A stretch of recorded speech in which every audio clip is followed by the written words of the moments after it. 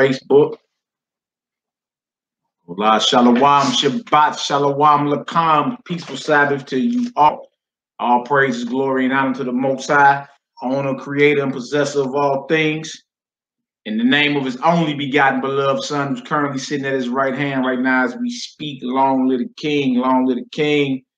I'm your brother, just your brother, Malachi Maccabee, Honor Humility STL, Sect of the Nazarene, Melchizedek Order STL, House of Zion Homeschool. I just went live on Facebook as well, Malachi Maccabee on Facebook, on YouTube, of course, Honor and Humility STL. To my left, I got my brethren, y'all brethren, faithful brother. Go ahead and introduce yourself. Yoel Bon Judah. Yoel Bon Judah. The king of the no-fly zone. Praise El is good. What up, Hebrew? Shabbat Shalom, family. Shabbat Shalom. Shabbat Shalom. But y'all see, let me position this phone real quick. Make sure we all good. All right, so yeah, we on Facebook and we live on Facebook and we live on YouTube. Y'all see the title, the psychology of Samson. Woof. The last time y'all read about good old Samson in the scriptures. Love when people get into the psychology of the Bible. Yeah, no doubt. When you deal with psychology, you're dealing with the study of the mind. So Shabbat Shalom to the family. Oh man, settings came up. Get that off there right there. Shabbat Shalom to the family, worldwide family. I see y'all checking on in. How y'all enjoying y'all Shabbat? Chantel Prescott, Shalom. El is good. Tuvaya, Shalom. And you got the axe. Anybody get out of the box, you already know. All right, Shalom, Shebrew, Riona, Ariel, Shalom, questions. What up, Hebrew? Mikael Ben Yisrael, Shalom, 12 Tribes Athlete. That's right, Shalom. Sect of the Nazarene is Akti. That's Akti out of Memphis. Howard Brown, my Jamaican brethren. Good to see the brother. J.A. Judah, what it do, Hebrew? All praise, glory, and honor. All right, so we got a class today set up, and we're going into the psychology of Samson. Feel me? Many people are familiar with his story, but a lot of times we haven't slowed down and actually read the story of Samson to really get an understanding on what's going on. B.I. Brian Israel, Shalom, my brother. Yaki Hickman in the building. Shabbat Shalom. Y'all willing, we link later. So we're going to do this class, and then we're going to go out here and hit these streets too, man. It's a Sabbath. What is your profession? Yahoo, servant of the Most High. You dig? So it don't stop around these parts. But we want to get into this, man. We want to get into this so we can get the understanding again, psychology. Look at Bernie Lee, the barbecue truck man. You got turkey ribs, boy? Oh, yeah, we're going to have to wait till the sun go down, man. I'm going to put all the Hebrews on you, BJ.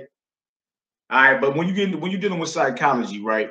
When you're dealing with psychology, psyche means mind, ology means the study of. Whenever you see ology on the end of anything, it simply means the study of whatever's in front of it.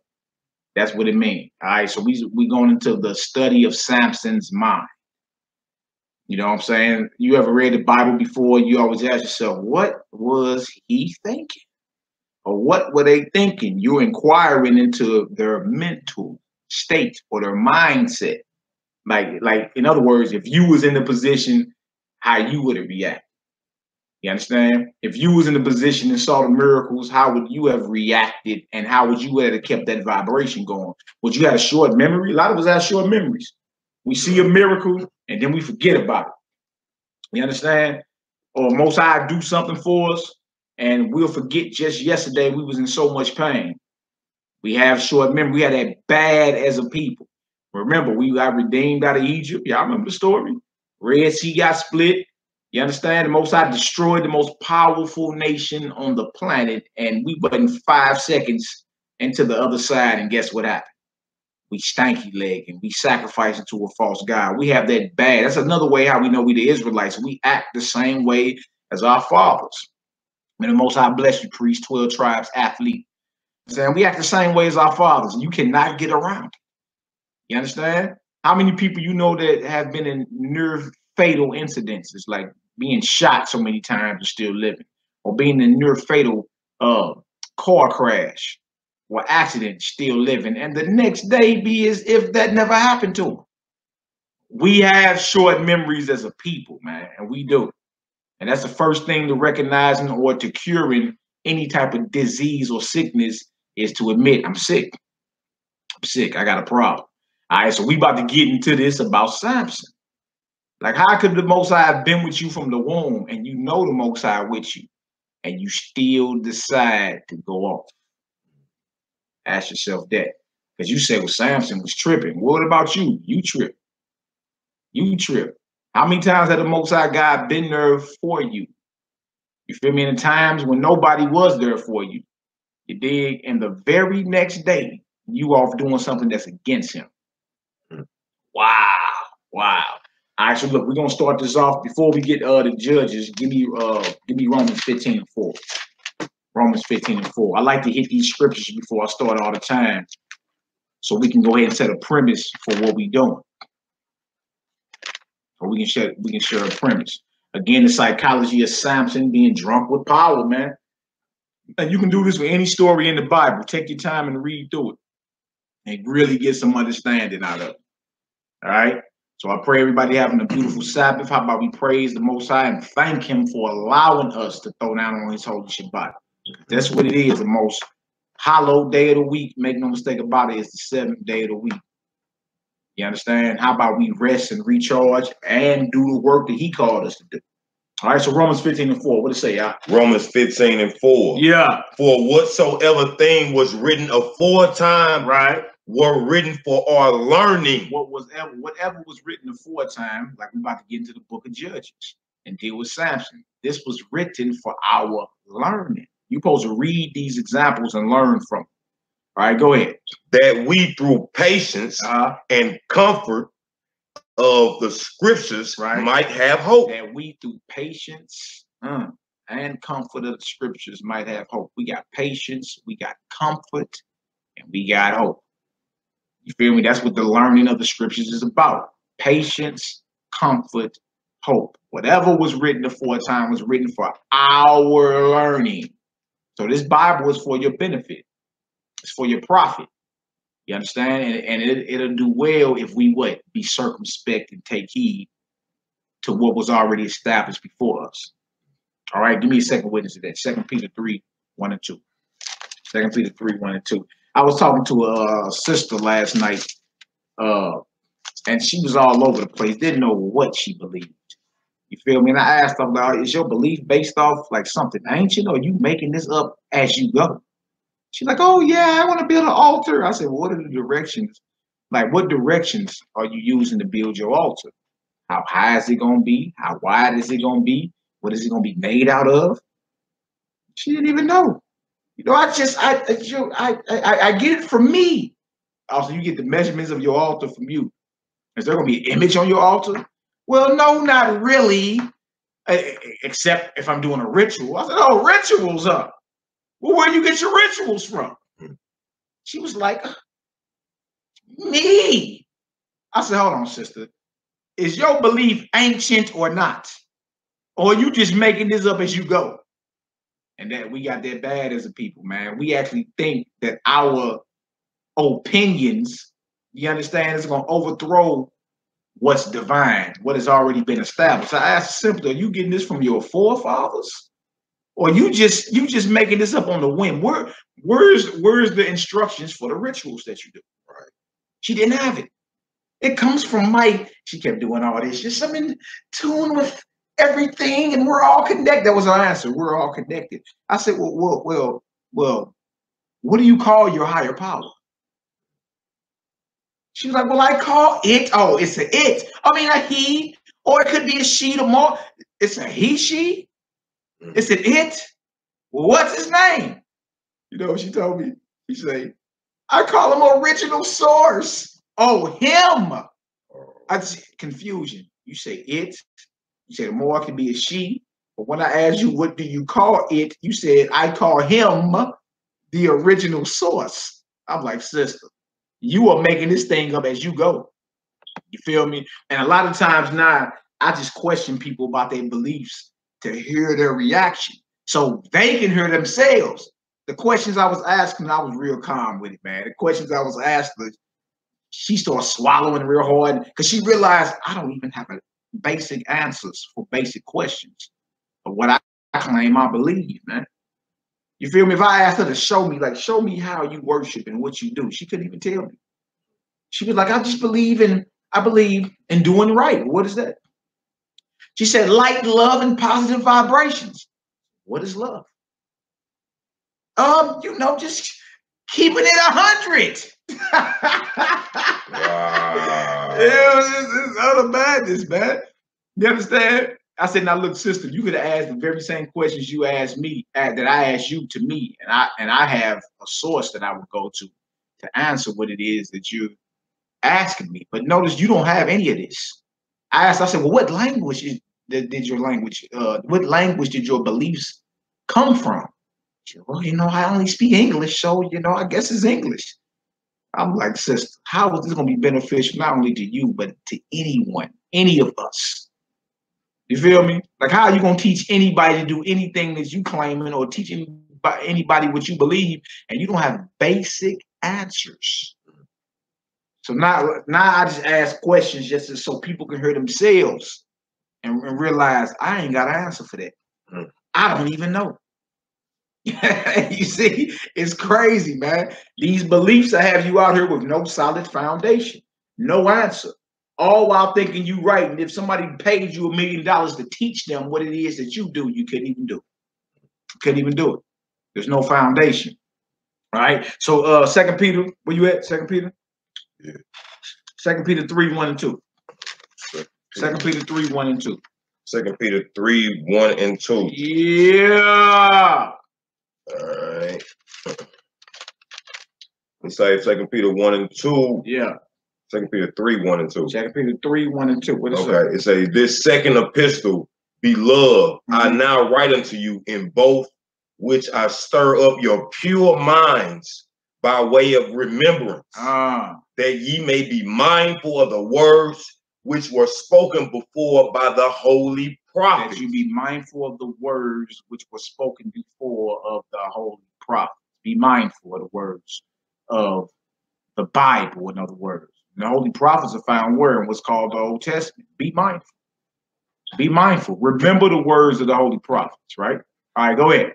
And of the commandments of us, the apostle of the Lord Yahweh, Savior and Savior. Yeah, the commandments of the apostles of Yahweh. You understand? So we got Romans 15 and 4 and 2 Peter 3 and 2 that's letting you be known. Be mindful of the words which were spoken before. It was written for what? Our learning. Doing 2 Timothy 3, 16 and 17. That's real quick. And then we're going to get into the psychology of Samson. We're going to study Samson today. Being drunk with power. Oh, look at my sister Tasha. Where you at, baby mama? Hey, bless you, sister. Bless you. Yeah, 2 Timothy 3. We're going to read 16 through 17. 2 Timothy 3, 16 through 17. All praise, glory, and honor. May the Most High bless you, my brother, out the mud. Watchman, what it do, he, bro? All right, 2 Timothy 3, verse 16 through 17. And then we're going to get into this. We're going to study Samson's mind. Someone who the Most High clearly was dealing with from the womb. You understand? And we supposed to read this and then learn from even where he made mistakes at. You understand? Because he started going off right out the back just because he knew that the Most High was with him. You understand? Like, you can be drunk with power. That's why humility is very, very important. Very important. All right. Let's get it done. Let's get it done. Let's get it done. 2 Timothy 3, 16 and 17. 2 Timothy 3, verse 16. Yeah. All scriptures. Some scripture. All scriptures. Only the ones I like. All scriptures. That would include the book of Judges we're going to read about Samson. All scriptures. All right, come on.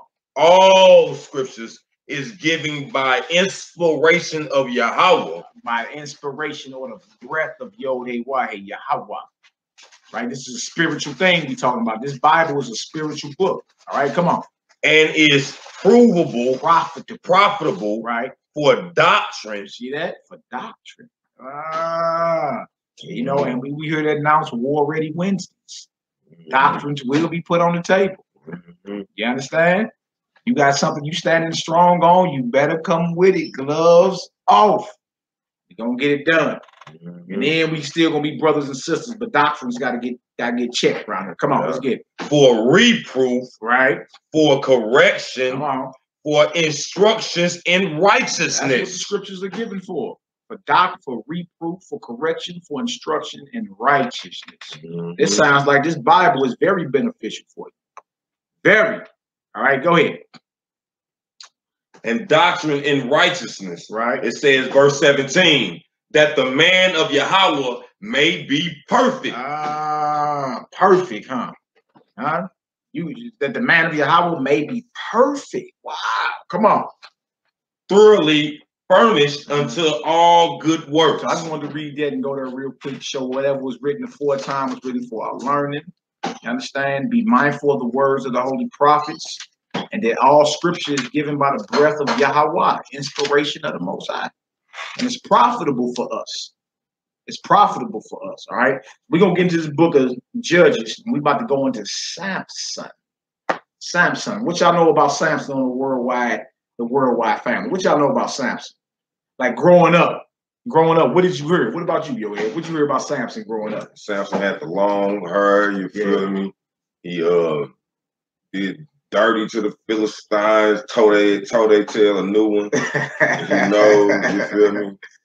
That's what I know, like a Nazarite. He had vows that he kept, you know, regardless of what was going on. But then again, he went off. The last thing he kind of heard, but you know, he was very strong. Hallelujah. If you don't know nothing, you know Samson was very strong. Yeah. Growing up as a child. Yeah, and then I remember when I used to hear about Samson growing up as a child, right? And then you go to school and they try to teach you Greek mythology. They tell you about Hercules. You'd be like, man, that sounds like Samson. What are they talking about? Right? Like my Aunt J. Judah say, the strongest man in the Bible. That's what I remember about him. And then also he failed. I always remember too, it stuck with me as a young man. He fell for that woman. Because I remember that the woman really wasn't on his side. And I'm like, how he ain't see that? Like as a young child, I used to trip off that. Like, how he ain't see that woman, you understand, really wasn't for him. So as a youngster, I used to trip off that he was real straight. Thought that Samson only went off because he told her that he had long hair and she cut his hair. He did, but I never tripped off the whole story. You understand? Samson was a problem out the womb, boy. You understand? So let's get into this. Let's get into this. All praise, glory, now to the Most High.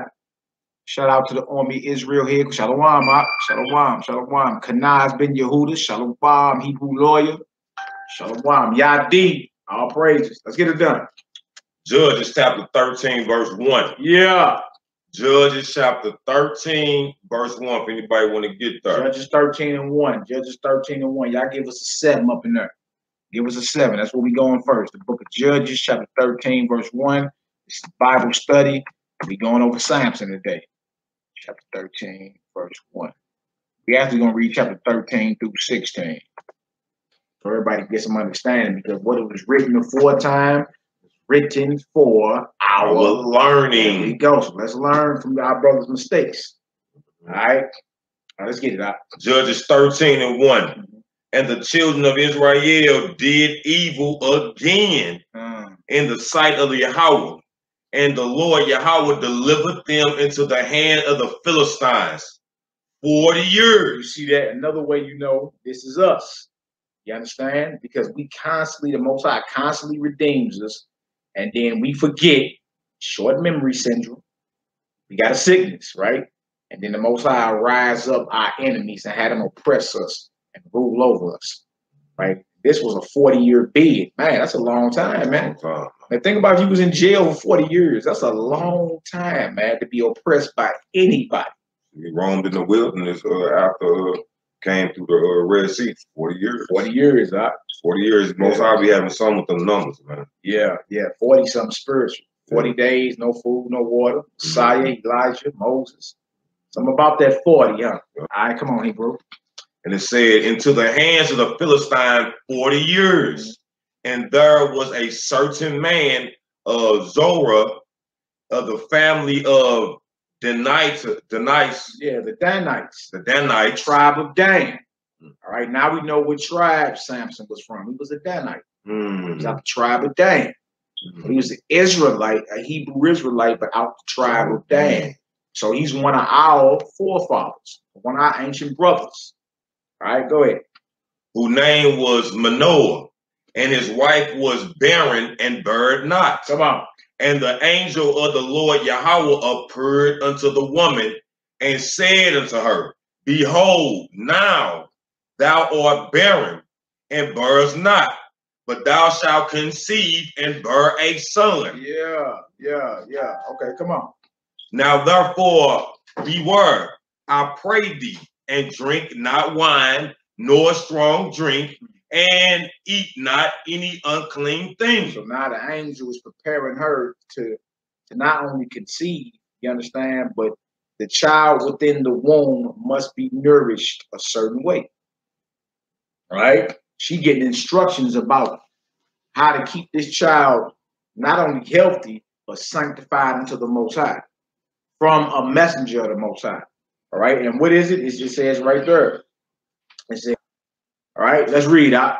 For lo, thou shalt conceive and bear a son, and no razor shall come on his head. For the child shall be a Nazarite unto Yahweh from the womb. From the womb. This child was sanctified, you understand, and set apart to Yahweh from conception. You understand? So not only had the baby had to be healthy, but it had to be sanctified and set apart even in the womb. Because the Most High is about to do what? He's about to work a mighty work with this child. All right, come on. And he shall begin to deliver Israel out of the hands of the Philistines. So this is a savior. This is a judge in Israel.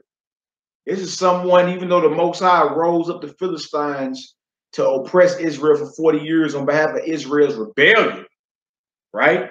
The Most High say, don't even worry about it. You understand? A deliverer is coming. But this is how he's to be sanctified from the womb. You can't drink no wine, no strong drink, or eat any unclean thing. And guess what? A razor can't touch his head. That includes his beard, the crown of his head, all of it. Right? That's the vow of a Nazarite. So when you read Numbers, the 6th chapter, you understand? That's the vow of a Nazarite. Right? And anyone can take that vow. You feel me? You can be for a certain duration of time. You can take it for a year, take it for 5 years. Shout out to my Yah King and Mansour. Them little brothers that took the Nazarite vow for life. I know some brothers that's Nazarites. You understand? And when you know, I be around them, brothers don't drink wine. They don't drink no strong drink. They don't eat no grapes. Them brothers don't. I'm talking about no razor, nothing. They just like I'm rocking like this until I'm dead. You feel me? I told the brothers, they salute, man. You feel me? I respect that. Right? That ain't forcing anybody to take that vow. But if you want to show the Most High that you are even more dedicated to him, there are vows that you can take to the Creator within the Bible. You understand? Samson was set apart and separated and dedicated to the Most High from the womb. Right? And no razor could touch his head. Right? That's the vow of a Nazarite. Numbers, the 6th chapter. All right, come on, let's get it out. Verse 6. Yeah. Then the woman came and told her husband, saying, A man of Yahweh came unto me, and his countenance was like the countenance of an angel of Yahweh. Yeah. Very tremble. Very who? Very terrible. Very terrible. That lets you know the angels of the Most High on little white babies in Pampers. You understand? A lot of time when the brothers and sisters saw angels in the scripture, they almost lost strength. They fell out like, oh, and the angel had to tell them, fear not. Right? But no, she went and told her husband, a man of the Most High. So this angel, just let you know that this angel didn't show up with wings and, you feel me, playing a harp. He showed up looking just like a man. But no, it's like, well, it looked like an angel, very terrible, meaning, look, this messenger of God, this man of God, don't play the funnies. You understand? Ain't nobody usually be all up in their faces. Oh, what do you think? Like, this is a messenger of the Almighty. Someone to be taken serious. You see? All right, come on, Hebrew. And it say, but I asked him not whence he was. Not who, oh my bad. He said, but I asked him not whence he was, neither told he me his name. He said, but I asked him not who he was, nor do I know his name. Right? Somebody just came and hollered at me, sent by the Almighty. This is what she got to go and tell her husband. All right, come on, let's get it. But he said unto me, behold, thou shalt conceive and bear a son. And now drink no wine, nor strong drink, neither eat any unclean thing. For the child shall be a Nazarite to Yahweh from the womb to the day of his death. Wow, this brother here is already set apart and sanctified. It's in the prophecies of him. She ain't even pregnant yet. She ain't even pregnant yet. You understand? But this divine child will be offered or set apart or sanctified to God from the day of his birth to the day of his death, from the day of his conception in the womb to the day of his death. You understand? These are the instructions. No wine, no strong drink, no grapes, no razor can touch his head. Your head includes your beard and all that.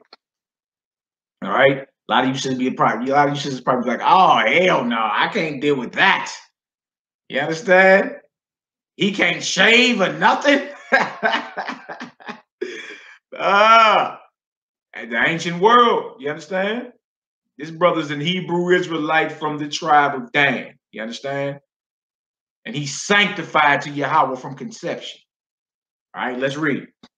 Then Manoah intrigued the Lord and said, O my God, Yahweh, let the man of God which thou didst send come again unto us, and teach us what we should do, what we shall do unto the child that shall be born. Yeah, you know, the man still got to verify. Y'all know that. Y'all know that. Your woman can run up to you and tell you, this is what's going on, this is what it is. The man still got to verify what it is. So he entreats the Most High. He submits a petition or a request to the Most High.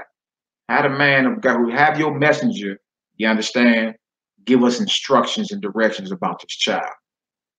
Because as a man, the head of this woman who got this message, I need to know. I need to be for sure, woman, you ain't over here tripping.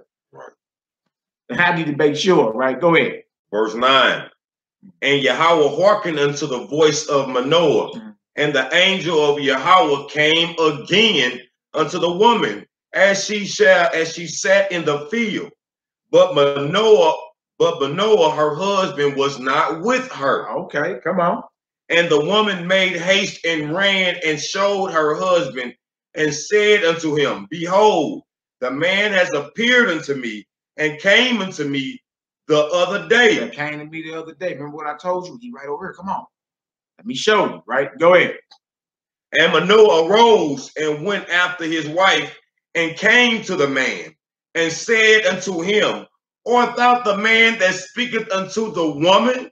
And he said, am I? And he said, I am. Are you the man that speaketh to the woman? That's his wife. But no, what he said, are you the man that speaketh to the woman? But the message of God said, I am. You understand? Notice they keep calling him a man. Ain't you the man?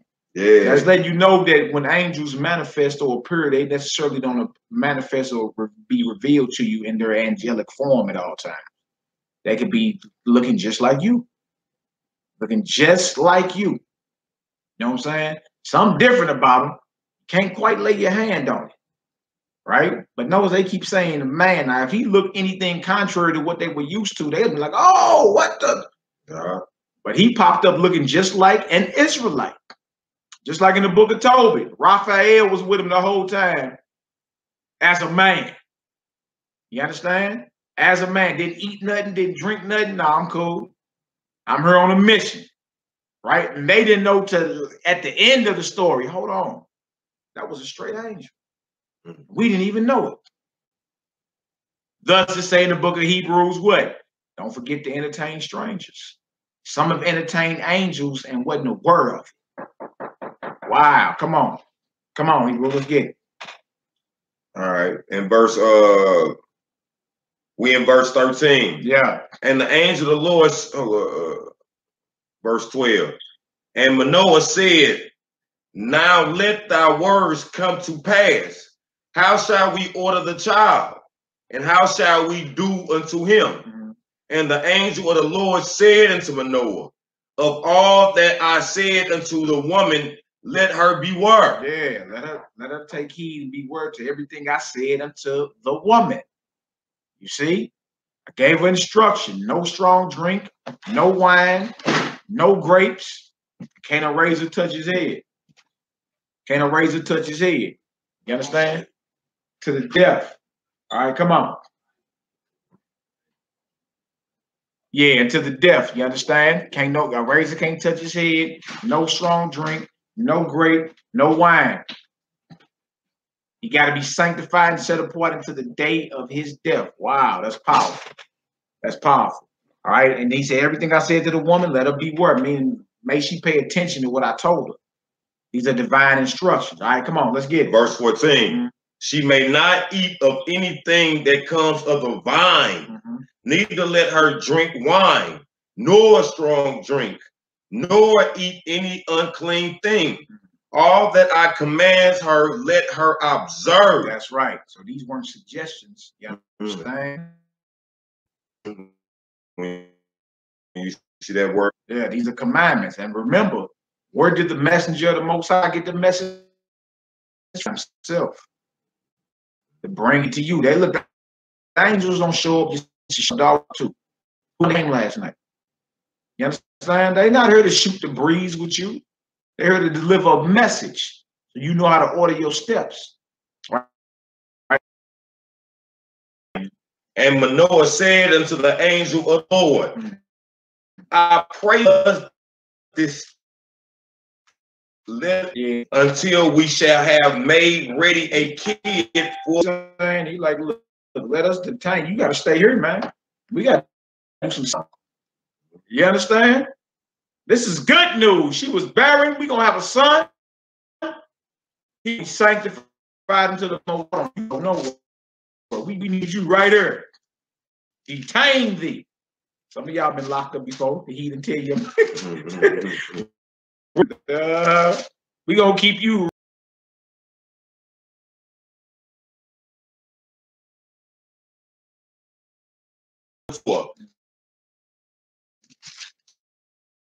Detain me, I will, if thou will offer a burnt offering. It ain't about nothing else. Get this word. For Manoah knew not that he was. The whole time he didn't even know. I'm with an archangel.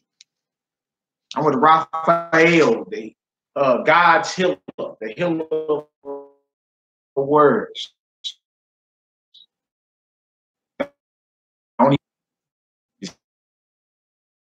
See? And it's the same thing we got in Judges. Book of Judges. Book of Judges, verse 17.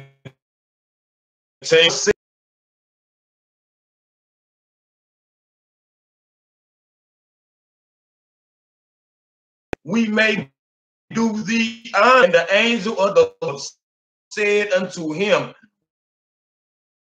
the offering to a rock unto the Lord.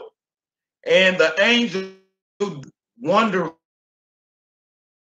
and his wife looked on. For it came to the flame went up towards heaven from off the altar. The Lord ascended in the flame of the altar. See that? What did happen? They offered it, and the angel, the enemy, is at work. You know what verse we in? He was over there asleep. The bed was over there. You can use my sword too. I'm back on two. Right here. We back on YouTube. We back right on there. I got to step out with the fam. My brother Moshe Dub. He gonna take over for me. All praise to the Father. All praise to the Most High. Owner, possessor, and creator of all things. Y'all already know. All right, so we right back at it. We right back at it. We in the book of Judges. We in the book of Judges, chapter 13. Read that verse 17. All right. Judges chapter 13, verse 17. All right, Judges chapter 13, verse 17. And verse 17. And Manoah said unto the angel of the Lord, what is thy name? That when thy sayings come to pass, we may do thee honor. You know, he want to do him honor. What's your name? This is good news. This is a miracle. You understand? What is your name? We want to do thee honor. Right? Come on, let's get it. Verse 18. And the angel of the Lord said unto him, why askest thou thus after my name? What you want to know my name for? Right? Go ahead. Seeing it is secret.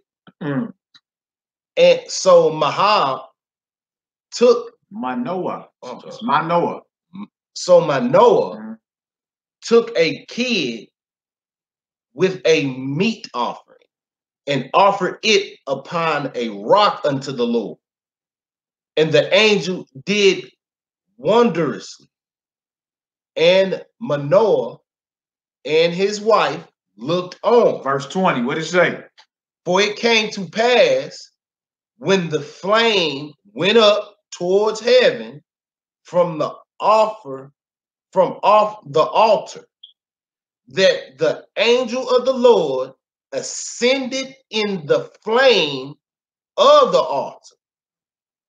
And Manoah and his wife looked on it and fell on their face to the ground. See, this man who you thought was a man the entire time ended up ascending with the burnt offering that they offered to the Most High. Right? They looking like, whoa! They fell on their face to the ground, meaning they bowed. You understand? This whole time you in the presence of someone divine and don't even know it. That's why the scripture tell you, be careful to entertain strangers. You did? You done entertained an angel unaware. Don't be forgetful to entertain strangers. As this offering is being offered up to the Most High, as it ascended, he ascended. I mean, this wasn't even a human that was with you the whole time, even though he looked like it. He was something divine from the Almighty, right in your midst the whole entire time, man. You dig? Naturally, that would make your heart flutter a little taste and say, whoa, look at that. Right? Then you start thinking on deeper levels, you be like, this must be really happening. Right? We better pay attention to them instructions he gave you. What he tell you, woman? What instructions he give you? man, you can't drink no wine. You can't drink no strong drink. You understand? Hey, he can't have no razor upon his head or nothing. He can't eat grapes, nothing. He's a Nazarite. He's dedicated to the Most High from conception. You see? And sometimes when these things happen, like these miracles, that happen to solidify that the Most High is with you, right? And it also puts fear in you. Because as you've been talking to somebody this whole time, and you ain't know there was an angel, there was someone divine sent from the Almighty, and then you look up and he vanished with the offering that you just offered up. Boy, that's gonna have you, boy, almost nervous, right? Like when he gonna put it back to us again? Like you mess around, look up and look over in the corner, he's sitting right there like, I got a message for you. You feel me? Something that's out of this world. Serious. All right, what verse you in? We on verse 21. Yeah. All right, Judges 13 and 21. But the angel of the Lord did no more appear to Manoah and his wife. Then Manoah knew that he was an angel of the Lord. Yeah. And Manoah said unto his wife, we shall surely die. Come on. We shall surely die. Yeah. Because we have seen God. See, it's just basically saying that we've been seeing divinity, man. We've been seeing something divine. You feel me? We've seen somebody sent directly from the Almighty. We gonna die. Trip off how quick he as a man get nervous at this point. He the man, he the head over his wife. Now remember, he entreats the Most High and say, Most High, Send that man again so we can get the instructions. I need to know what's going on. The woman said this, but I need to know what's going on. Huh? Then the angel show back up to the woman. The woman go get her husband. He like, was you the one that appeared to the woman? I am. We need to know instructions. Tell the woman be aware of everything that I told her. Right?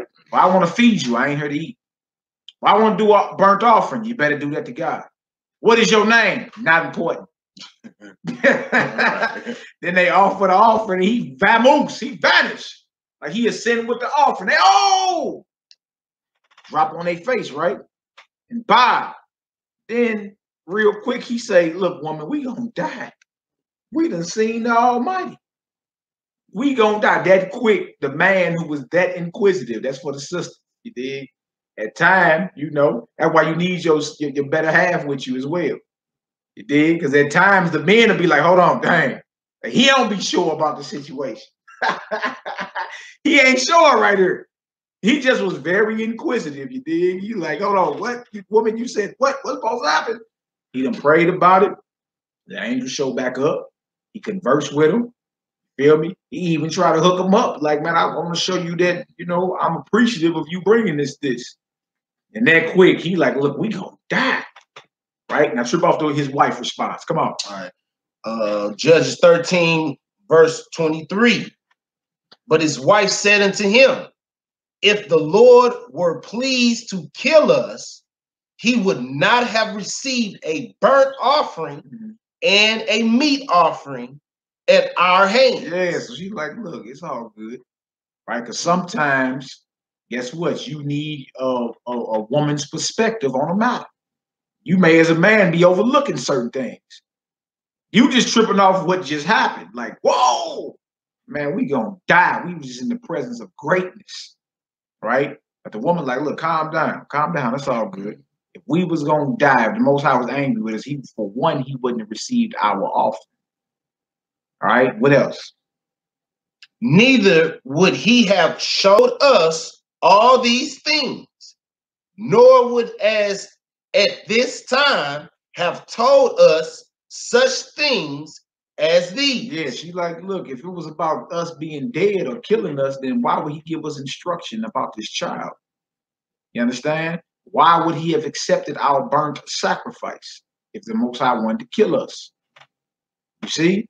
So that just show you, even when we dealing with the psychology of Samson, but trip off his parents, trip off their mindset. That quick, his daddy was like, oh no, we gonna die, man. He's so stuck and caught in the moment, he thinking, oh, it's over. That was an angel. That was one of the Most High's hit men that just was here. You understand? And he ascended with the smoke from the sacrifice. We gonna die because we saw the face of God. You see? And his wife had to say what? She had to bring balance to the situation. No, it's all good. Calm down. You feel me? For one, we got instructions about a son that ain't even conceived in me yet. You feel me? Because he ain't went and laid with her. You feel me? And two, he just accepted our offering. You see? You see how the man and the woman balance each other out? You see that? That man, he messed around and went through an anxiety attack and died of nervousness. Now this woman said, hold on, chill on out. It's all good. All right? Just speaking facts. All right, come on. Verse 25, verse 24. And the woman bare a son. Yeah. And called his name Samson. And the child grew. And the Lord blessed him. Most High is with this child. Blessed him. Right? Come on. And the Spirit of the Lord began to move him at times in the camp of Dan, between Zorah and Estar. There you go. There you go. So finally the child is here. The Spirit of the Most High is on him. And at times the Most High is just showing little signs here and there, and I'm with this child right here. Now, don't forget the whole time that Israel is being oppressed by the Philistines. The whole time we're oppressed. You understand? This child was raised up to be a deliverer in Israel. You understand? To go to war with God's enemies. That's the purpose of this child right here. And this child is dedicated to the Almighty from conception, from the womb, to the day of his death. All right? So we stayed set. All right, now it's time to get into it. We in chapter 14. Judges chapter 14, verse 1. Y'all give me a 7 when y'all get there. Judges 14 and 1. Hallelujah. Judges 14 and 1. Book of Judges chapter 14 and verse 1. All right, let's get her done. Give me a 7 when y'all get there. Y'all should already be there, you know, being that we reading right down her, you dig? We in the very next chapter. But you know how it is. Bread in the building, servants with a sword, shalom. You got one of the axes too, man. Anybody out of the box, you know how we do. But we do take constructive criticism. Never forget that. We take constructive criticism all the time. It's all good. We not tolerate any type of disrespect to any of that. Anybody being disrespectful, acting crazy, right? Regardless if you agree or not, toss them headlong. All right. All right, let's get into this. We in Judges, the 14th chapter. This right here is about the psychology of Samson. We studying the mind of Samson today. The subtitle says, Drunk with Power. Drunk with power. It's evident the Most High is with this son, this deliverer. All right, let's get into it. Judges, the 14th chapter. We're going to start at verse 1. Hallelujah. Yeah. All right, let's get it out. All right, Judges chapter 14, verse 1. Yeah. And Samson went down to Timnath. Yeah. And saw a woman in Timnath of the daughters of the Philistines. Right. And he came up and told his father and his mother and said, I seen a woman in Timnath of the daughters of the Philistines. Yeah. Now, therefore, get her for me to wife. Boy, this Negro bold, ain't he? He gonna tell his parents. Matter of fact, give me Deuteronomy 7 real quick. Hold your spot right there. Give me Deuteronomy 7. Deuteronomy 7, 1 through 6. 1 through 6. Right? He dealing with Philistines. You know what I'm saying? Dealing with Canaanites. Now, I'm sure about this. Samson is dealing with, he wants to wife a woman of his current oppressor. Don't forget the Philistines were oppressing Israel at this moment. All right, just do Deuteronomy 7 and 3. Right. Deuteronomy 7 and 3. Deuteronomy chapter 7, verse 3. Yeah. Neither shall thou make marriage with them. Right. Thy daughters thou shalt not give unto his son. Flat out. Nor his daughters shall thou take unto thy son. So Samson is violating Torah right out the gate. Right out the gate, before his hair even get cut.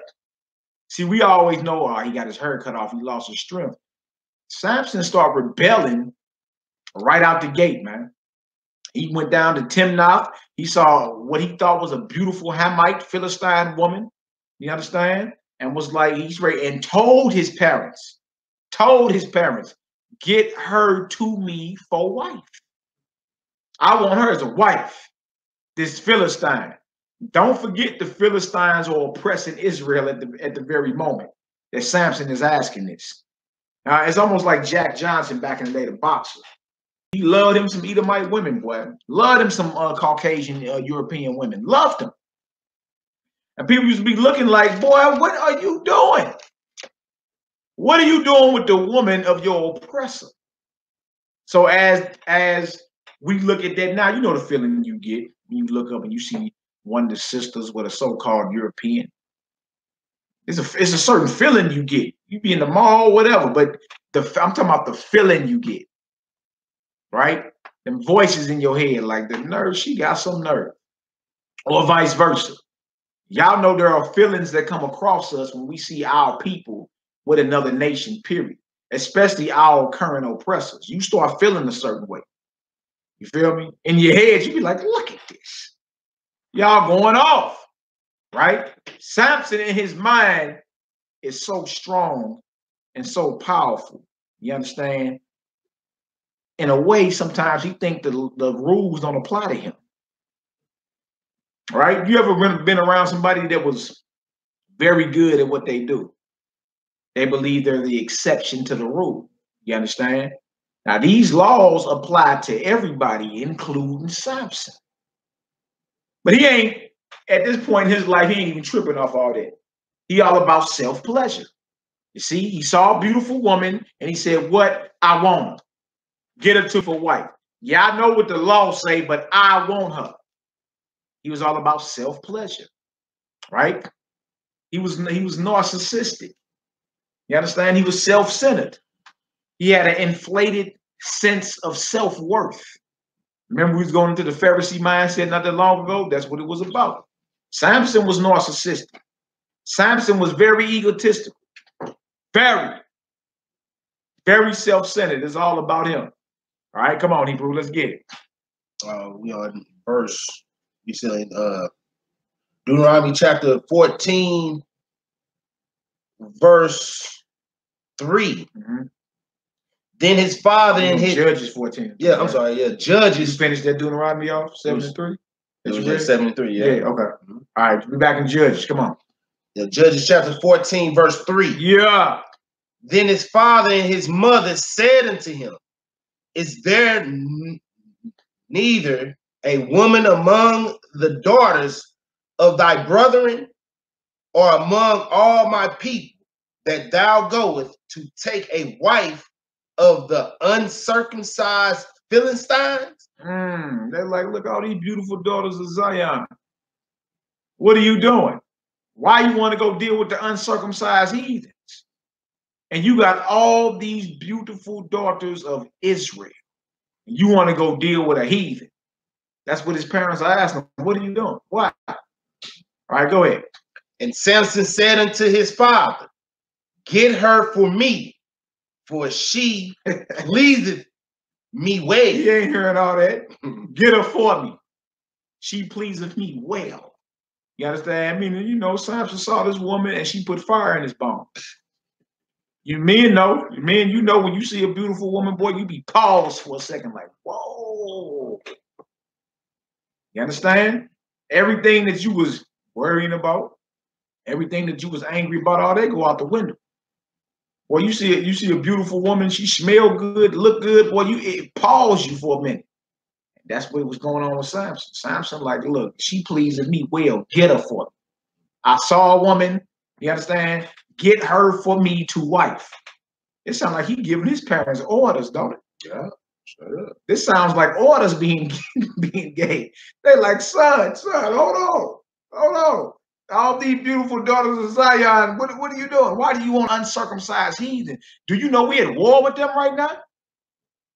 Don't you know they got us oppressed? Why her? Wow. Come on, Hebrew. Verse 4. Yeah.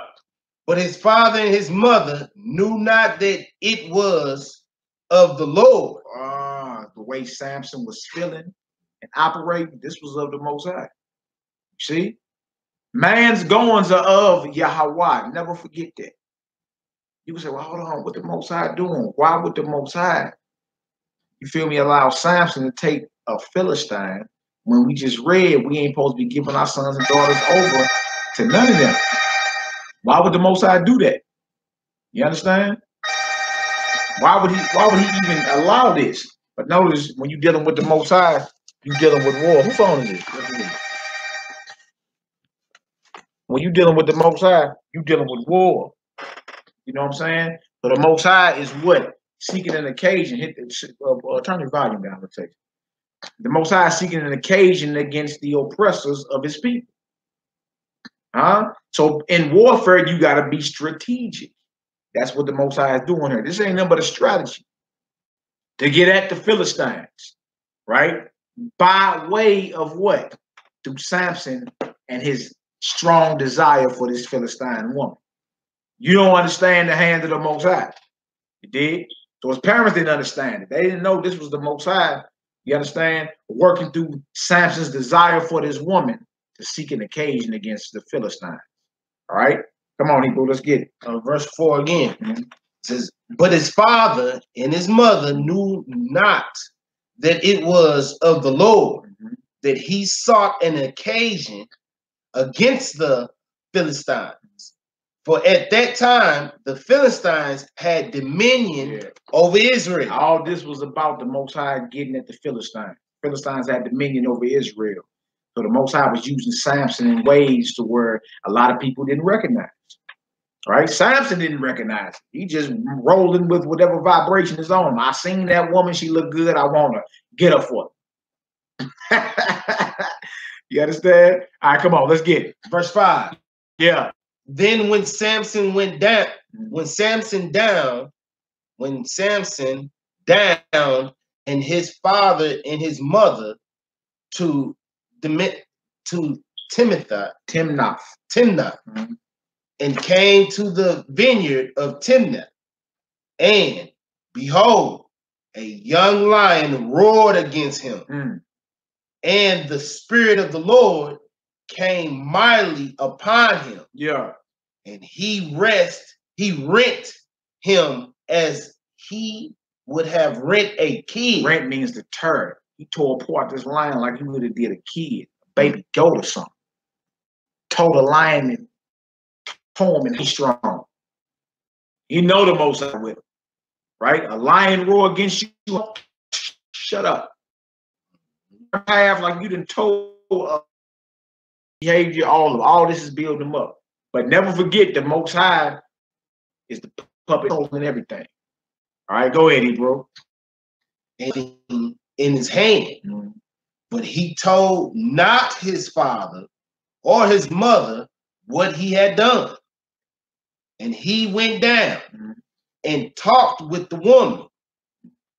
And she pleased Samson well. And after a time, he returned to take her, and he turned aside to see the carcass of the lion. And behold, there was a honey in the lion, and he took in his hand and went on eating, and came to his father and mother, and but he of the dead animals, period. Straight up. Not that. The dead body had fell out around him, period. You know what I'm saying? Like if you say you were taking the vow of a Nazarite for like a year or whatever, the dead body, you understand, fell out amongst you, fell out around you or whatever. You had to start that vow all the way over. Clowning again, y'all. Man, I don't know what it is wrong over here. Let me do be mad. That's until right. It is what it is. But we're gonna keep it rolling though. But yeah, knows he took honey out of a dead carcass and gave it to his You see the mindset of this brother. All right, let's keep reading now. Verse 10. So his father went down unto the woman. Right. And Samson made there a feast. For so used the young men to do. And it came to pass, when they saw him, that they brought 30 companions to be with him. And Samson said unto them, will now put forth a BRIT, and always battle wits. All right, let me see where you at.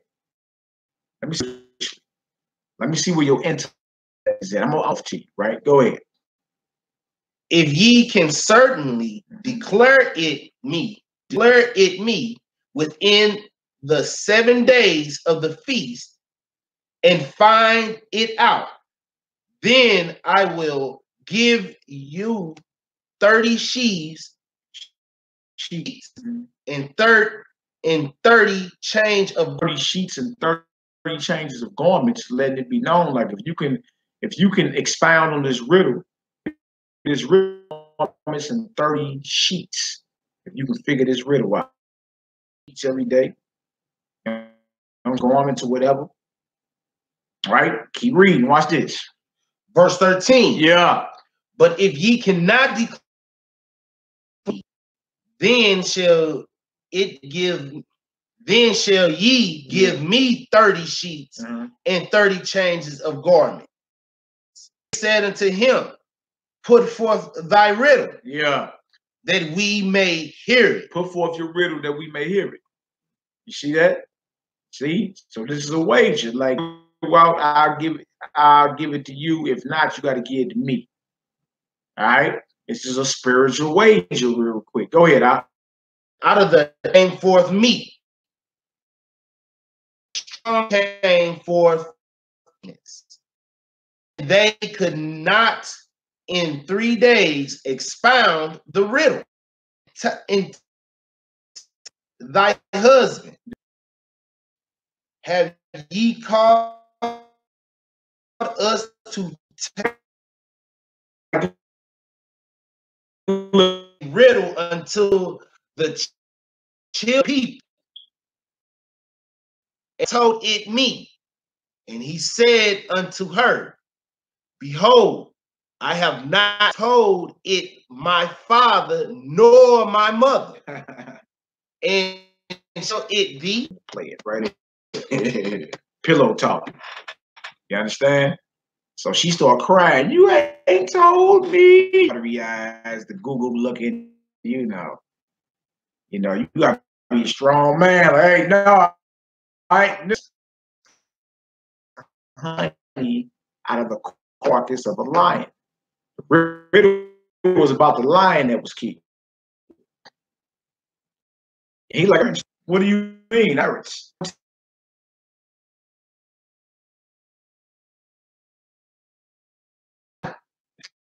17. Yeah.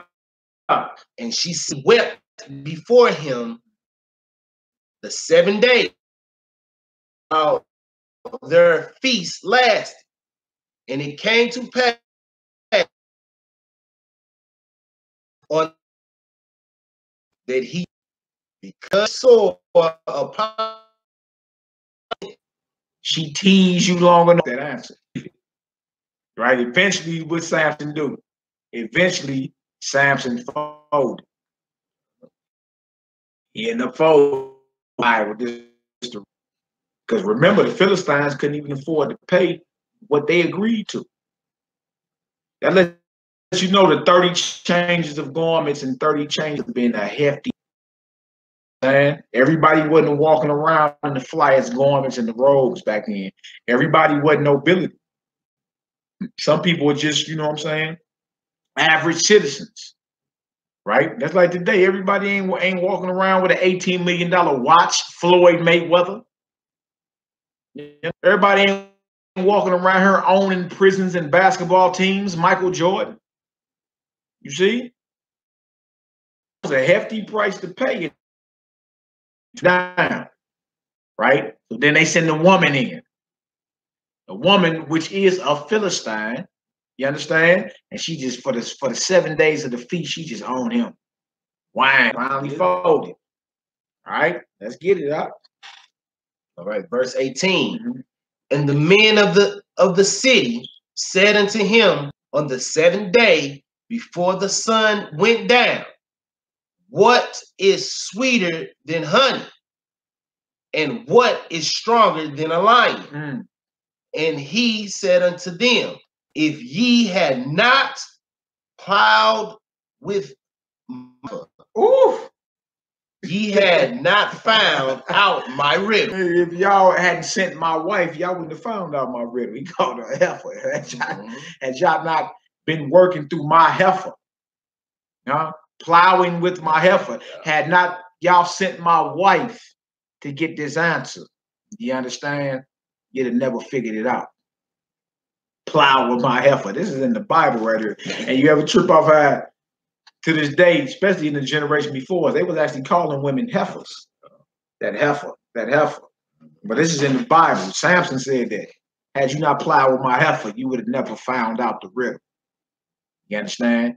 Had you not sent my wife to get it up out of me, you never would have got it. Wow. Wow. Y'all trip off that. You know what I'm saying? Samson called her a heifer, man. And this Bible was action-packed. You never You never put it down once you slow down and read these stories for real. It'll have you laughing, man. Had you not plowed with my heifer, ye had not found out my riddle. Hey, would you say, Poppy, sure your granddaddy still call females heifers? Yeah. Yeah, the elder men in the families, in our families, they still say heifer. Now look at that heifer. Where you think they getting it from? And get it out the Bible, man. You be acting out the Bible regardless, you know, you an Israelite or not. You actually, this is embedded in your DNA. You live this, right? You've been saying stuff like heifer your whole life. You've been saying stuff like working hard like a Hebrew slave your whole life. Your whole life. What you say, IT got you cracking up? Had they not plowed with my heifer. All right, come on, Hebrew. And the Spirit of the Lord came upon him, and he went down to Ashkelon, and slew 30 men of them, and took their spoils, and gave charge and change of garments unto them which expounded the riddle. And his anger was kindled, and he went up to his father's house. But Samson's wife was given to his companion, whom he had used as his friend. Wow. Do y'all see that? Samson's wife was given over to one of his friends. But you see what Samson did? You see what Samson did, man, to honor the bet, to honor the debt. He went and put a hit down. But no, it says the Spirit of the Most High came upon him. You see, Samson out here moving, you feel me? And to those that just looking, he just moving how you want to move, but you ain't even realizing it's the Most High's hand behind this whole thing. It's the Most High's hand behind this whole thing. He went and put a hit down and got 30 changes of garments. He said, okay, I need 30 garments. I'm about to go lay down 30 men. Wow, man. Wow, that's deep. All right. All right, so look. And then they end up giving his wife over.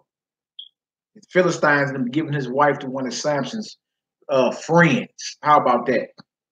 All right. Oh, the riddle was about the lion that Samson ended up killing. You understand? And then he was feeding his parents honey out the carcass of a lion. So that's the riddle that he gave them. When you go back early in the chapter. You know how you get around certain people, you be fat mouthed and trying to battle intellect, trying to battle wits or whatever. He's like, well, you can expound this riddle. I'll give you 30 changes of garments. You feel me? 30 changes of sheets. You expound on this riddle. You feel me? And they knew they couldn't do it, but agreed to it. So guess what they do? They send his wife as an agent. She was a Philistine. Like, go over there and seduce your man and get the answer about him before we burn you and your father. Because we can't even pay that price. He get the pillow talking with her. She cry for 7 days, pillow talking with her, and guess what? She get it up out of him. She run and go tell them. And what Samson say? Had you not plowed with my heifer, you wouldn't even known this riddle. Feel me? Had not my wife been sent by you to get this answer, you wouldn't even know it. But then the Spirit of the Most High come upon Samson, and he gonna put a hit down. He gonna put a hit down and take 30 garments off 30 men and bring it to the Philistines. Here you go. See what's really going on with Samson. Now, don't forget that the Most High is with him. He's been sanctified and called from the womb to be a deliverer and a savior in Israel, to be a judge in Israel. You understand? And we know that the Most High is going to raise him up to do a great work. You understand? But it's the details in between that everybody got a problem with. Right? The Most High going to deliver Israel from under the yoke of the Philistines. How is he going to do it? Is it going to be diplomatic? Are the Israelites going to vote themselves out of bondage? Maybe they don't got enough jobs. Maybe they're going to work their way out of bondage. Maybe they ain't got enough drugs. Maybe they can hustle their way out of bondage. Maybe it's not enough politics. Maybe they can talk themselves out of bondage. Now, the Most High got to put his spirit on certain individuals to raise up, you understand, and to bring that power to those that's been getting at God's people. It's always been that. It's always been that. All right. So we done with chapter 14. We done with chapter 14. We're gonna get into chapter 15. Interesting story here about good old Samson, huh? Everybody, and for the most part, growing up, all we know about Samson is what? He was very strong. He had long hair. Pillow talking with this woman. You see? And that's crazy too, ain't it? That the word heifer was used in reference to his woman. All in the Bible, man. You never look. This Bible is action-packed. It's actually etched inside your DNA. That's why you act a certain way and talk a certain way. You understand? And then years later, when you start reading the Bible, guess what? Guess what? Years later, you'll realize that I've been saying things that are in the Bible the whole time. Don't even know it. All right. So we in chapter 15, Moshe Dub. We in chapter 15. We're gonna start at verse 1. Let's get it done. All right. The psychology of Samson. Even though Samson seems real self-centered, seems narcissistic, seems egotistical, what we finding out as we keep reading is it's the Most High that's putting his spirit on Samson to make him act a certain way. Whether it's him dealing with this foreign woman, right? Or whether it's him going to put a hit down to honor the dead, even though the woman was sent by his enemies as an agent. It still say the spirit of the Most High was on Samson. It didn't even say Samson sinned for laying down 30 men, which happened to be 30 Philistines, some of his enemies. You see? So we got to make sure we pay attention in this thing, man, and slow down. The spirit of the Almighty is on him. His parents didn't understand why you taking a Philistine for a wife. They thinking he just lusted, right? In which in his own mind, he thinking a woman please me well, I want her. Not knowing that vibration was put on you because the Most High seeks an occasion against the Philistines to bring them down. You see? The Most High God is a man of war. If he's a man of war, then he's strategic. You see? He's strategic. So chapter 15, let's get her done. How we sounding out there on YouTube? If we can be heard, give us a 7. Give us a 7 if we can be heard on Facebook as well. If we can be heard, give us a 7. Right? They jiggling wires on YouTube today, but on Facebook, everybody say it's all good. And I'm on the same Wi-Fi signal. I'm on the same Wi-Fi signal. Look at all them 7s, Moshe. I think we good. I think we good, man. That's YouTube, right? Yeah, that's YouTube over there. That's YouTube right there and Facebook right there. IT say 7 right here on Facebook. All right, so any of y'all want to go back on YouTube, they say it's a perfectly sound and clear sound now. But if not, hey, stay on Facebook. It's all good. We throwing down this holy word on this blessed Sabbath, and we going over the psychology of Samson, being drunk with power. But guess what? What we finding out thus far is everything Samson doing is dictated by the Almighty. It's all through the Almighty. Because the Most High is about to bring these Philistines down. All right. So we in the book of Judges, chapter 15. Let's start at verse 1. Verse 1. While after, in the time of wheat, that Samson visited his wife with a kid, and he said to him to go in. So Samson had a feat. He consummated the marriage. He never became one flesh with him. He never lied down. You feel me? So go ahead and say, this baby, go. It's time for me to come in unto my wife. You understand? Let me go ahead and go. You understand? Have us some, be reconciled. Reconciled, right? So words, he killed or whatever you want to call it, and that's gonna be used as, you know what I'm saying, some type of meal or something. You understand? That died utterly, therefore I gave her to thy companion. Is not her younger sister she? Take her, I pray thee, instead of her. Now look at the father telling us, I thought you hated him. You know, just because he left, he ain't gave no word that he put her away. He gave no word that he put her away. Never said anything about show up. You understand? He show up like, what's up? I need to go ahead and consummate this marriage. I need to lay with my woman. I thought you put her away. I thought you hated her and left. That's what he's saying. Feel me? But look at her younger sister. Her younger sister more beautiful than her. All right. Well, let's see what else is going on in the mind of Samson. And took Firebird. Right. He called and returned tail to tail with the man ever, right? How skillful to catch 300 foxes. Most of y'all can't so you cats. Tie them tail to tail and put a torch in between each one of the tails. I see that. All because of what his wife was taken from him. His wife was Samson being skillful, being agile. Samson had to be a quick and fast brother as well as a strong brother. How do you catch 300 foxes? And once you catch them, how do you tie them tail to tail and put a torch in between each tail? Do that.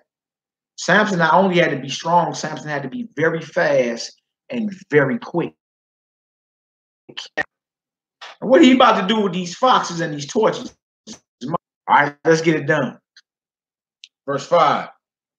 And when he had set the brands afire, he let them go into the standing corn of the Philistines, burnt up both the stock and also the standing corn with the burning cord, the vineyard, the grapes, and the olives. Huh? So he set these torches on fire and sent these 300 foxes into the midst. You feel me? And the grapes, the vineyard. You understand? To burn down the Philistines' corn and the Philistines' vineyard. That's what he did in retaliation, giving away his daughter, which was already Samson's wife. He just never consummated. Samson even got their food, took away their food and everything. If you take away a man's food or his life, his family, or his nation. Ooh-wee, come on, let's get it. And the son of the Temanite, because he had taken and given her to his companion, and the Philistine up and burnt her and her father. That they don't have him found that we're gonna burn you. Do something so deadly, it cost him his house. It cost him. You done gave away this.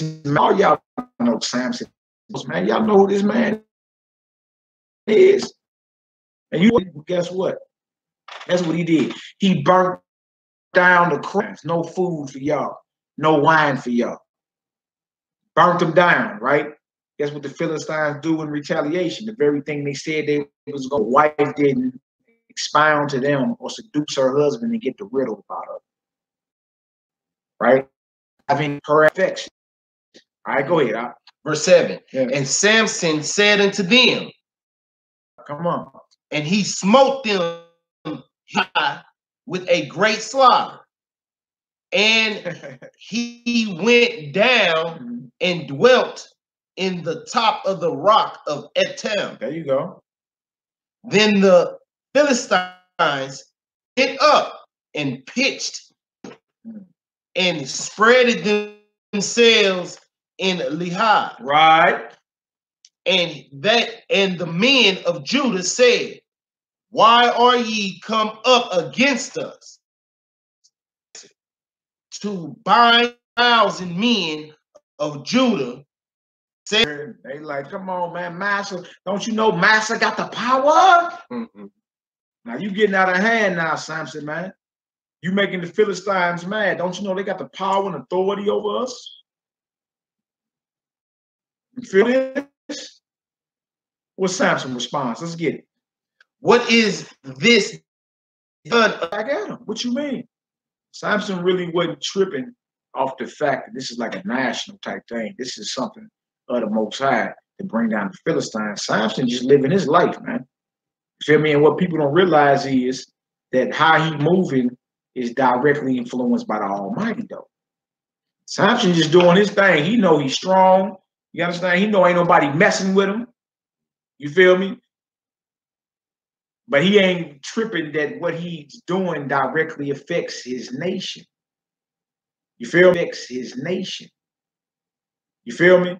Like what he doing directly affects his nation because look, he just did something to burn down all their corn and to burn up their vineyards. They went and what?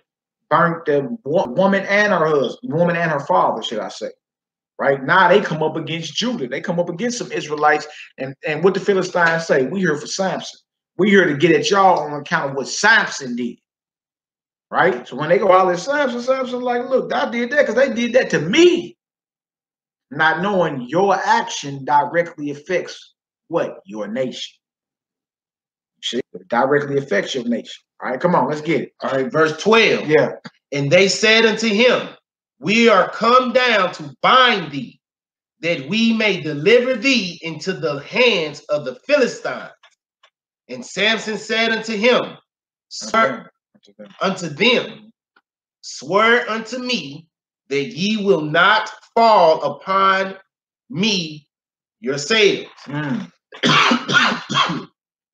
And they spake unto him, saying, no, but we will bind thee fast and deliver thee into the hand. So Samson was like, well, look, just promise y'all won't kill me.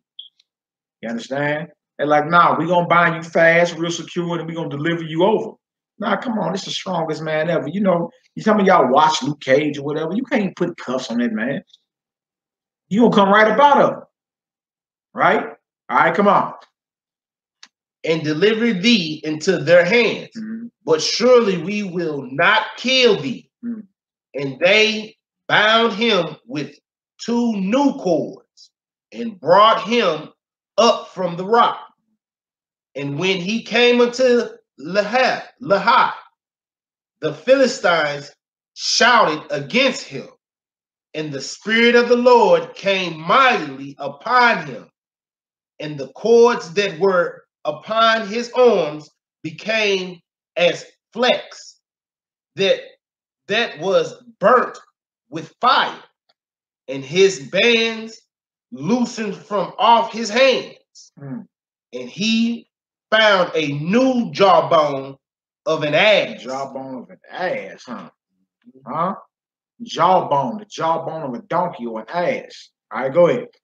And put forth his hand and took it and slew all 1,000 men therewith. Slew 1,000 men with the jawbone of an ass. Y'all thought y'all had this man locked up. He's like, man, the Spirit of the Most High came upon him. You understand? Those handcuffs immediately snapped up off him. You feel me? He took the jawbone of an ass and delivered 1,000 of them to the judgment. Wow. You feel me? Samson, man, he just living his life. Right? And if you ain't peep, it's the Most High God with him the whole entire time. Even though he may be doing things that you don't agree with. That's the point. You don't even agree with a lot of stuff that Samson is doing. But what we keep reading is the Spirit of the Most High came on. And he went and put down a hit and killed 30 men to get 30 chances of bones. Took out 30 of his enemies. Right? And he get locked up by his own people, delivered over to the Philistines. He took a jawbone of an ass and did what? Killed 1,000 more Philistines. Most High with him. You feel me? Now how he rocking and how he moving, you may not even agree with it. You understand? But just because man don't agree with what's going on don't mean the Most High God ain't with him. That's the point. The Most High is with Samson. Samson is mentioned even in the book of Hebrews, the 11th chapter, as a man of having great faith. So you can't act like by the time we read the end of the story, Samson won't be redeemed in the end. He will be. You understand? But it's certain things that he was doing that if you were just looking through a carnal lens, you would say, Most High ain't with him, man. He just think he's stronger than everybody. He's arrogant. He's narcissistic. Yeah. Yeah, to the carnal eye, he is. You understand? And he doing things, a lot of things he doing, he don't even understand. He's on the spirit of the Most High is on. Let me kill this lion right here. Bang. You know what I'm saying? Let me catch 300 foxes, tie them tail to tail, and put a torch in between the tails and burn down all this corn and burn up the vineyards of the Philistines. No food for them, no grapes. Killed 30 of them in one breath, then killed 1,000 of them in another breath. It sounds like the Most High is putting a hit on the Philistines through Samson. You understand? And if you looking at this through a carnal lens, you'd have missed it the whole time. A lot of people would have thought he's just drunk with power. That's it. He know he's strong. You feel me? But you don't realize man's goings are of the Almighty. A man can't understand his own way. All right? All right, come on, let's get it. All right, verse 16. Yeah. And Samson said, with this jawbone of an ass, heaps upon heaps, with a jaw of an ass have I slain 1,000 men. Yeah, he really feeling himself now. He say heaps upon heaps. You feel me? I mean bodies on top of bodies. You thought Samson had a machine gun or something, a Tommy gun. You dig? Samson had a jawbone of an ass and laid down 1,000 of God's enemies with the jawbone of an ass. You see? Come on. And it came to pass, when he had made an end of his speaking, that he cast away the jawbone out of his hand and called that place Remeth-Lehi. Yeah, come on. And he said, was store a and he thirst. Was sore thirst, yeah. And he was sore thirst, and called on the Lord and said, Thou hast given this great deliverance unto the hands of thy servant, and now shall I die for thirst and fall into the hands of the uncircumcised. Look at that. You see how quick, and that's something for us too. You may have just finished doing a mighty work. You feel me? You may have finished just doing a lot of work for the Most High. Don't lose focus, man. Like he just killed 1,000 people and then he get thirsty and get nervous. I'm not gonna die of thirst. The Most High has not brought you this far, man. To turn his back on you. You understand? So what happens? Come on. But Yahweh clave a hollow place that was in the jaw, and there came water thereout. And when he had drunk, his spirit came again, and he revived. Wherefore he called the name thereof Nakohor, which is in Lehi, into this day. Or the wail of him that called or cried out. Basically, he cried out for water and the Most High gave it to him. You understand? The bigger your faith, the bigger the miracles. Another miracle. That's right, another miracle. Showing you the Most High is with this brother. Right? And if you just read this story on face value, or you had seen a brother like this in your day, say you was back then. You feel me? Like, think about the Israelites that came to him and said, we're going to lock you up and deliver you over. Think about their mental or their mindset. Like, bro, you about to cause ruckus for us. You're going to make it harder for us. Mr. Charlie is good, white folk. What are you doing, Samson? You dig? Like, how this brother's moving is directly influenced by the Most High God, even if he don't understand it. You understand? Even if he don't understand what's going on, what he's doing, his actions, how he's maneuvering is directly influenced by the Almighty. There is no getting around it. Directly influenced. And the Most High just came with what? Another miracle. Right?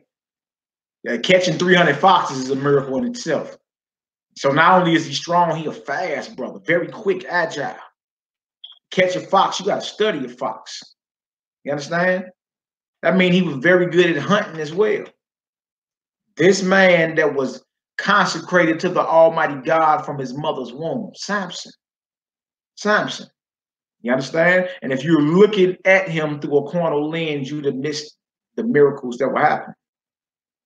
Whether it's honey inside the carcass of a lion, you understand? Or water coming out the jawbone of an ass. Or them being evil with him and figuring out what the riddle was through his woman. He called his woman a heifer. That's crazy. That blew my mind when I first read it. I said, dang, that's a heifer. Like they say heifer unto this day, more proof that you an Israelite, man. More proof that you are God's chosen because you still speak the language of the Bible without you even knowing. And you speak a lot of Hebrew words and don't even know it. Don't even know it. Just speaking. All right. So we in chapter. Oh yeah, verse 20. In verse 20. Yeah, come on. Verse 20. And he judged Israel in the days of the Philistine 20 years. Yeah, so not only that, Samson is a judge in Israel, man. You understand? He's a judge. Right? Go back and read the book. We in the book of Judges, but read about all the judges and all that. And how they couldn't twist judgment and do nothing. Their judgment, the divine sentence of the Most High had to be precise coming out their mouth. And the judgment they administered had to be precise. Samson was a judge. Right? He was also a deliverer and a savior in Israel in the days when we were getting handled by the Philistines. Now, you do realize these are the same Philistines that David was at war with, right? Philistines are some of our ancient enemies and Philistines. All you know today is because he's your current oppressor. You call him the white man today because he's your current oppressor. But the Philistines were Hamites. They were Africans. When you look up Genesis 10, you understand? They actually were Africans. And that was some of our major enemies in the scripture was these Philistines. You feel me? You're in and you're out. We banging on them Philistines. Philistines. Wow. All right. So now we in chapter 16. All right. This is the icing on the cake. We in Judges, the 16th chapter. Y'all see the psychology of Samson, drunk with power. Right. I might rename it Man's Goings of the Most High. The psychology of Samson. The man's goings are of Yahweh. Because Samson is doing things and we keep hearing Spirit of the Almighty. Spirit of the Almighty came upon him. Spirit of the Almighty. Why wasn't it a sin? Why didn't the Most High look at Samson as a criminal or a sinner when he laid down 30 men to get 30 changes of garments? Why didn't the Most High pronounce judgment on Samson? Why didn't the Most High pronounce judgment on Samson when he was delivered into the Philistines and he had to lay 1,000 of them down with the jawbone of an ass? Why wasn't that sin? It's certain things you need to start asking yourself when you read the Bible. Why ain't that a sin? Oh, okay, Samson was used to get at the enemies of God. Okay, why wasn't that a sin, though? You see what he just did? You looked at it today like 30 innocent people were laid down. Really? Really? Man's goings are of the Most High. Never forget that. Never forget that. His judgments are in all the earth. That's right, sister. Most High's judgment. Most High's judgment. All right. So now we're in chapter 16. Let's get into it. My sister Alicia Edwards, shalom, my sister. All glory, praise, and honor to the Most High. May He bless you on this beautiful Shabbat. All right, come on, let's get it. All right. Judges chapter 16, verse 1. Yeah. Then went Samson to Gaza and saw there a harlot and went into her. And it was told the Gazanites, saying, Samson is come hither. Now look at Samson. Samson just, you can't help but say he off the chain, though. You know what I'm saying? He had a wife, was going back to consummate with it. The wife had been given to another man. You dig? But then he get this Jones on him, so he go get him a harlot. Not condoning you Negroes going to buy hookers. Do not read this story and get thwarted in your mind. Oh, it must be okay to go get me some hoes. No. Calm down. Because you is Israelites that'll read stuff like this, boy, and go crazy. Huh? They'll be at the strip club tonight, boy, buying hookers. Buying whores. Do not read this and get a brain freeze. You understand? What's the moral of the story, man? I be read like certain brothers read certain things in the scripture, boy, and be like, really? Oh, okay, so I can go buy I can go buy the strippers tonight then. Really? No. Use wisdom, man. This ain't about you buying hookers. This story ain't got nothing to do with that actually. All right? It's something the Most High is trying to convey to us and get us to see. You brothers come down thinking you read. See, right here, Judges 16th chapter, Samson went into a harlot. It must be okay. You understand? Don't fall victim, you understand, to your carnal lust, because that's all it is. You want to do it anyway. You like, whoa! I knew I can go buy me some hoes. Found me one, bro. I knew it, man. You know what I'm saying? Tired of listening to this woman's mouth. You gonna go on over here, boy, and spin your last. They tell you, boy, a man will be brought to a piece of bread dealing with these heifers. Better get yourself together. You understand? What y'all on her smiling for? Hey, Poppy Shoe, Keela, y'all smiling. Come on, man. Y'all know what it is. I'm just saying, certain people get real simple when they read the scripture. They'll read this and say, hold on, Samson was a man of great faith. Right here it says that he saw there in harlot and went in unto her. What is that, Ak? Calm down. That's what that means. You understand? Whatever was written aforetime was written for our learning. You think that means to learn to buy hoes? That's not what this is. This story ain't about buying whores. Yeah, we're gonna keep reading. That's right. Come on, let's get it. It says, and Samson, it says, Samson is come hither, and they compassed him in and laid wait for him all night in the gate of the city, and were quiet all the night, saying, in the morning, when it is day, we shall kill him. That word and got back. Hey, our enemy is here. We're going to lay on him all night. When it's daytime, we're going to lay him down. We got him delivered into our hands. You see that? All right, come on.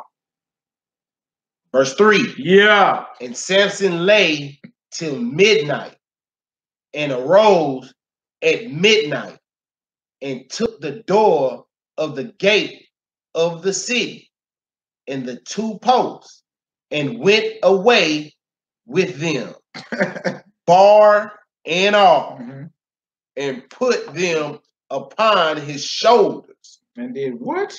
And carried them up to the top of the hill that is before Hebron. No, it's like he laid till midnight and took the doors of the gate of the city and the two posts and went away with them. He took the door off the city of the gates. Wow. Let's trip off there. Y'all out here laying to kill this man. This man come out, boy, and took the doors off the gates and the two posts. Can you imagine how they courage shrunk in it out? They probably like, we don't want no problems with him. That boy just took the gates, the doors of the gates and the two posts. The hinges too, huh? Y'all look at that. Y'all laying wait to kill.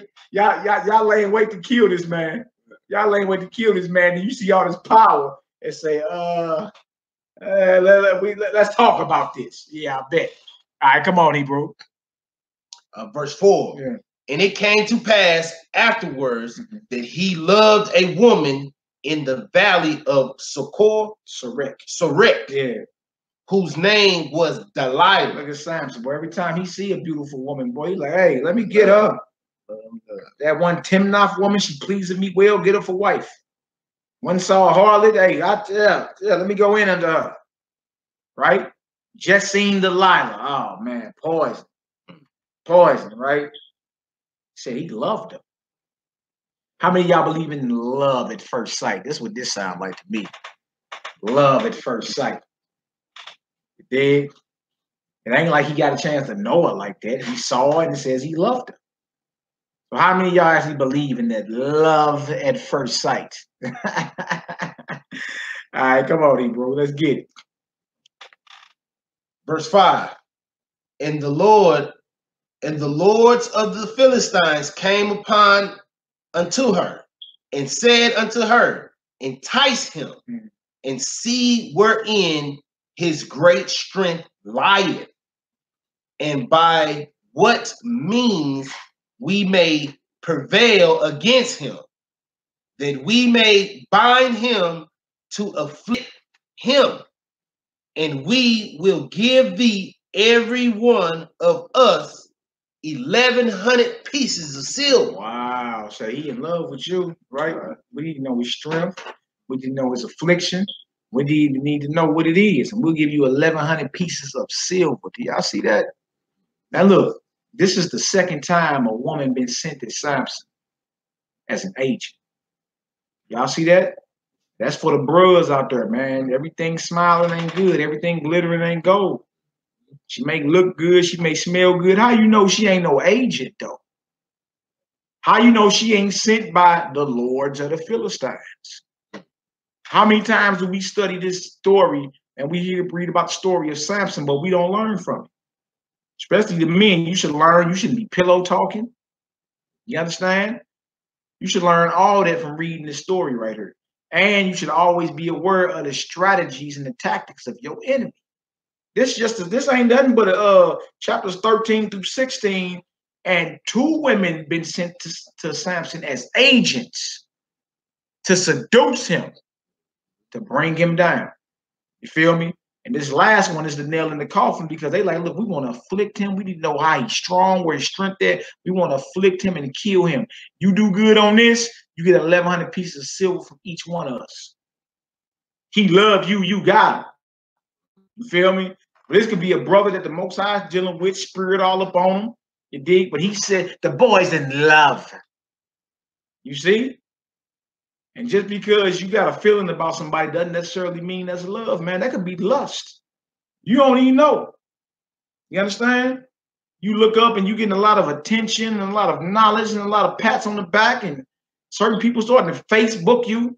Like, a lot of people do that today, man. That's something that I'm real leery of. Like, you ain't even got my number, but you'll call me on Facebook. Out the blue. I'll be like, man, I'm not picking that up. Who are, like, did I give you my number? But you're gonna call me through the Facebook app. And I'm just saying this, I'm just saying this, that be circumspect like the scriptures say. Especially to you men out there. Be circumspect, man. Meaning pay attention. She may smell good and look like the woman of your dreams. How in the hell you know she ain't no agent? Sent to seduce you and to bring you down. How you know that? Right? You should always consider that. You should always consider that. You understand? You shouldn't be so gullible to where something that smell good and look good got your guards down. Remember, we at war. You understand? We should learn from this situation that women can be sent as agents. You dig? I don't even say I'm talking about that. Look what popped across my screen. You see that? That's how you know this is of the Most High we talking about. I'm talking about this, and look what popped across my screen. I don't even know how this is on there. Who was that? Who was that? Wow. Who was that? How's this in sync on my computer? Meet a local single woman, millions of members. And she white. And she's a heathen. Y'all know anything about me? I don't deal with no heathens. Wrong marketing. I don't know what in the world that was. But how is it that we talking about women being sent as agents and this big old ad pop across my computer? You see, this thing's spiritual, man. What you say, boy? Or a tranny? You ain't lying, boy. Especially in this age, boy. Straight up. Boy, they done perfected their technology. They perfected their technology, boy. I'm telling you. I'm telling you, a lot of you Negroes are still into going out to these clubs and buying these women these drinks and all that. The lights be dim and all that. Boy, you don't know. You don't even know. You best around be dealing with a man. That's man. You dig? That's what I'm saying. We got to be focused out here, man. You can't be so like the Negro get frozen in mind and actually think, I can have them all. I can have them all. Man, my old dude told me a long time ago when he was living. You did, man. You can't hit them all. Like, it's impossible. It's impossible.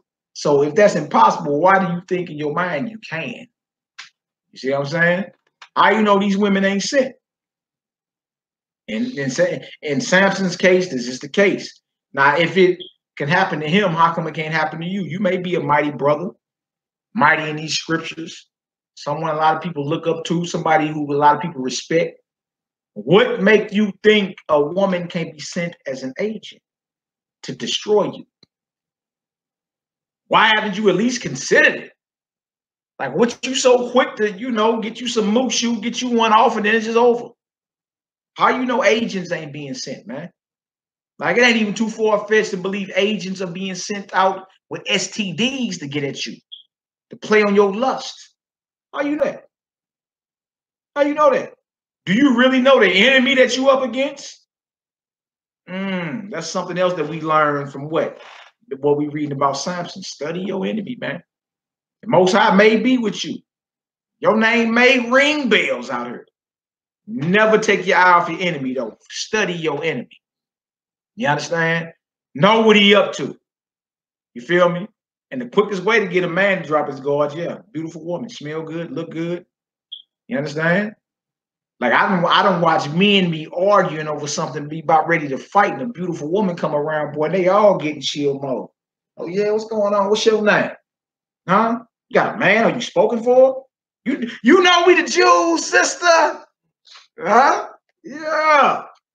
Yeah. A woman come around, boy, the whole dynamic change. You see? There's a lot of power in that. We got to stay focused, you dig? You got to stay focused, man. If you really know what's at stake here, be like, yeah, let me go ahead and stay focused. You understand? And then if you take your time and try the spirit, eventually the devil gonna have to reveal himself anyway. So I'm glad I ain't rush into that, boy. I had lifelong problems dealing with her. Glad I didn't rush into them. Glad I sat there and sniffed her spirit, even though she was looking good, smelling good, telling me everything I wanted to hear. Telling me everything that, you feel me? I thought I'd never heard coming out of daughter's mouth. How you know she ain't? Who's her handlers? Where did she come from? How she know she was Israel? How you know she ain't a runaway bride somewhere? You feel me? She's looking to reinvent herself. How do you know this? Be careful. Be careful. All right. Let's read, Hebrew. Let's get it. All right. Verse 6. Yeah. And Delilah said to Samson, tell me, I pray thee, wherein thy great strength lieth, and wherewith thou mightest be bound to afflict thee. Well, she just came out with it. Came right out. I want to know. Feel me? Because once a woman understands she got you, you feel me, hook, line, and sinker, she like, well, let me come on out and just ask him. He'll tell me. You feel me? He'll tell me. I'll give him to tell me. Come on, Hebrew. Verse 7. Yeah. And Samson said unto her, if they bind me with seven green withs, yeah, that were never dry, then shall I be weak and be as another man. You know, get him. He's like, well, look. You feel me? If they what? He said, if they bind me with seven green whips that will never dry, then shall I be weak and be as another man. Feel me? We playing mind games with her. This woman that he in love with. Yeah, they bind me with seven green whips. You know, I'll be weak and be as other men. How about that? How about that? So this lets you know what about Samson? He understands the game that he's playing, and the game is being played on him. Because is that true? If he gets bound with seven green wits, will he be weak? Not at all. Not at all. You understand? So that means he's lying to her. This woman that he's supposedly in love with, he's lying to her, and he knows the level, you feel me, of the game that she's playing on him. You understand? He got to realize at this point she must be an agent. He must be, she must be an agent of the other side, playing mind games on her. All right, come on. Then the lords of the Philistines brought up to her seven green whips, which had not been dried, and she bound him with them. Now there were men laying in wait, abiding with her in the chamber. And she said unto him, oh, now there were men lying in wait, abiding with her in the chamber. They in the room to kill him. They already lying in wait. They there to kill Samson. You see? Come on. And she said unto him, the Philistines is upon thee, Samson, and he break the withs as a thread of toe to as a thread of toe is broken. As a thread of toe is broken when it touches the fire. So his strength was not known. Man, Samson broke out of that like, boy, you just snapped a feeble rubber band, one of them skinny rubber bands you can just hurry up and pop. He snapped him out of that like one of them flimsy rubber bands. One of them real skinny rubber bands you can just pop real quick. The Philistines be on you to let you know he understands that he's being set up. Like the sister say, how could a great man like that be so naive? That's an excellent question to ask. You understand? How could we be? How could we be so naive? Right? Or how could you even entertain something like that? You know they want to kill you. But are you just so confident in your strength? You're like, yeah, whatever. Whatever. You understand? I'll play this with you for right now. Right, all for what? The company of this woman who you claim you love, who's a clear agent of the Philistines. She sent her to kill you. She sent her to hand you over. Right? Stay focused out here, man. You may be powerful in these scriptures. You may be somebody that's widely respected. You understand? But believe this, there's a kryptonite around the corner waiting to catch you slipping. And most of the time, being that we are the sons of these men, they'll send a woman. They'll send a woman. Adam and Eve, David and Bathsheba, woman. Samson and Delilah, woman. You understand? Many men have lost their wits and lost kingdoms because of a woman. You understand? The sons of the men of this book right here. And there's something about when something like that happens, you get real weak. You put your guards down. All right? Come on, let's get it.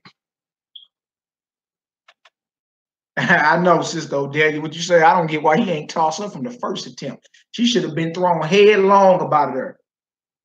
I told you how I get weak. You came and did it, then bragged that the Philistines was right there to kill me. You wouldn't even got no other chance. But guess what? Let the party keep rolling. Let the party keep rolling. You see that? That lets you know, man, make no tarry in the terms of the Almighty. Don't be like that. Don't be like that, man. Feel me? Like your desire and your passions and your lust should not override what it is you know you're supposed to do. All right? You're here to be a judge and a deliverer against the Philistines. Not play around with them. All right? Come on, let's get it. All right, Judges chapter 16, verse 10. Yeah. And Delilah said unto Samson, behold, thou hast mocked me. Yeah, I done mocked you. What you mean? Come on. And told me lies. Now tell me, I pray thee, wherewith thou mightest be bound. God, she gonna play. You lied to me. You kept that back from me. And I don't think this marriage thing gonna work. I don't think I could, you know. You see that? I let you know too, man. This woman was very skilled at the art of seduction. You know, they got books out about that. They got books out. They got a book out called The Art of Seduction and the 48 Laws of Power and all that. They got books out like that. You feel me? That lets you know this woman was highly skilled in the art of seduction. Had to be. Samson was a man of the Most High. Just told her a clue, or so she thought, of what to take away his strength. She did it and had the men waiting in the room to kill him. He broke up out of it, so that means he know that she's trying to kill him. Right? But guess what? That sorcery is real. That seduction is real. That's real. You understand? You play around. You play around, but that's the more of the story. Don't play around till you get put down, man. This is nothing to play around. You see? Don't tempt the Almighty. All right, let's get it. Verse 11. And he said unto her, if they bind me fast with new ropes that never been fast with new ropes that never been occupied, then shall I be weak and be as another man. Here you go again. First it was about green leaves that never been dried, and now it's about new rope that's never been used. Then I'll be weak and be as other men. Right? Trip off him. You gotta know she's there to kill you, but you still playing. Right?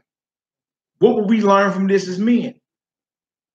Right? Call a spade, man. That's what you learn. Call a spade a spade. I don't care how good she look. I don't care how good she smell. You feel me? She may not have your best interest in mind. She may be there to kill you, to destroy you, to hand you over. Don't let the power of the Quabah, you understand, override what you know you're supposed to be doing. Samson playing around. Could it be he's very confident in his strength? Huh? Could it be he's just so confident that he's like, man, look, I know the Most High with me. I'm not tripping off these Philistines. I done laid with harlots. I done killed lions. You feel me? I done burned down corn and vineyards. I done caught 300 fire. Who messing with me? That's what, like after a while, knowledge will what? The scripture say it puff up. It'll puff you up. You see? You start thinking I'm the best thing breathing. You feel me? If I wasn't born, wouldn't be no earth. You start thinking like that, man. You see? And then it blinds the real judgment that you're supposed to bring out. He's blinded. And he's playing along. All right, go ahead, Hebrew. Verse 12. Delilah therefore took new ropes and bound him therewith and said unto him, the Philistines be upon thee, Samson. And there was layers in wait, abiding in the chamber. The chamber is the room. Yeah.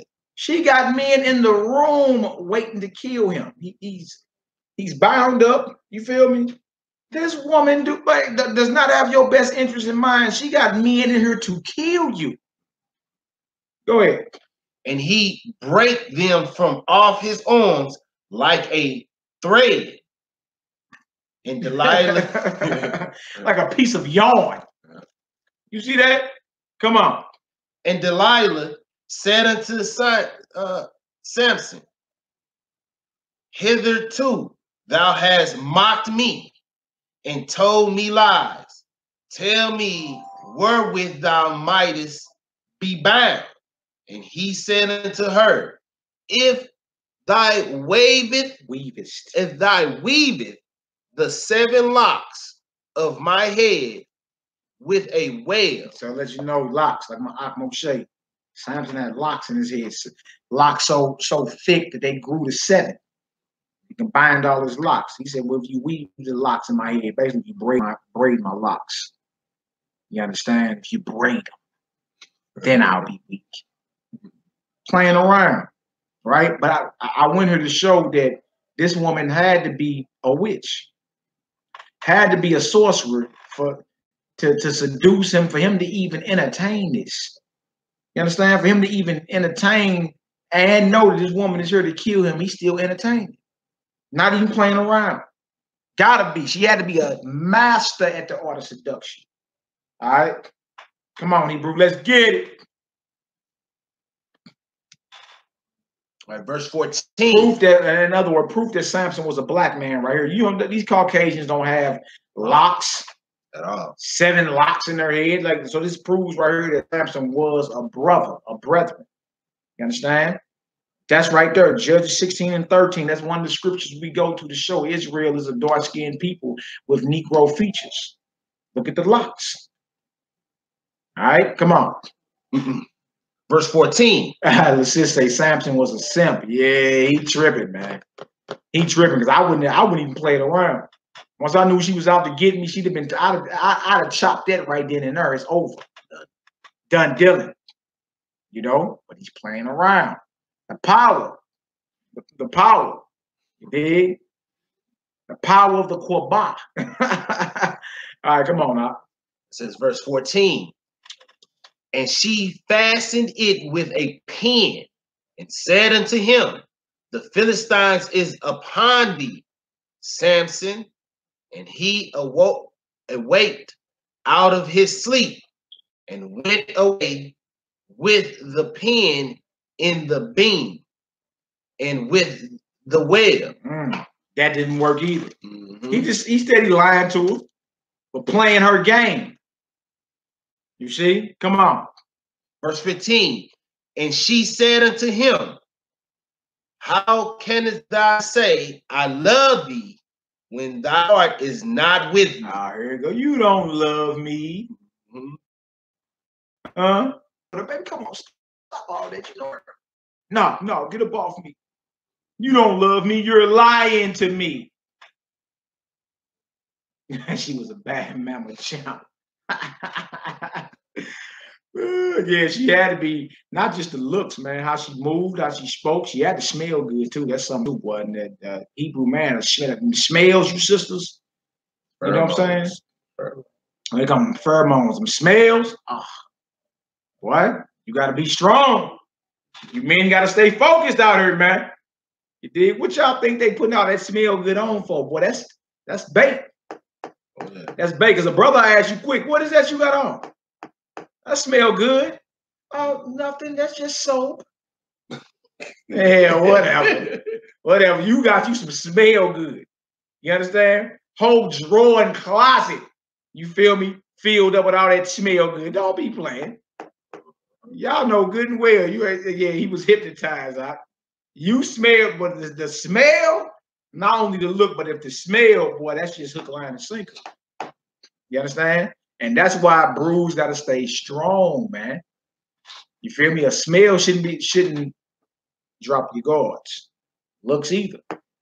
You got to be strong because that right there is used to what? Infiltrate. All you got to do is look good and smell good. Understand? And be everything that his woman ain't been. Over. Yeah, so y'all know about them smells. All the Hebrews in the chat, y'all know about them smells. If it wasn't true, you wouldn't have all that smell good sitting on your dresser right now or in your closet. And it ain't just one bottle. I'm talking about rows and rows of sprays, rub-ons, all of it. Yeah, look, y'all know this. All right, come on, Hebrew, let's get it.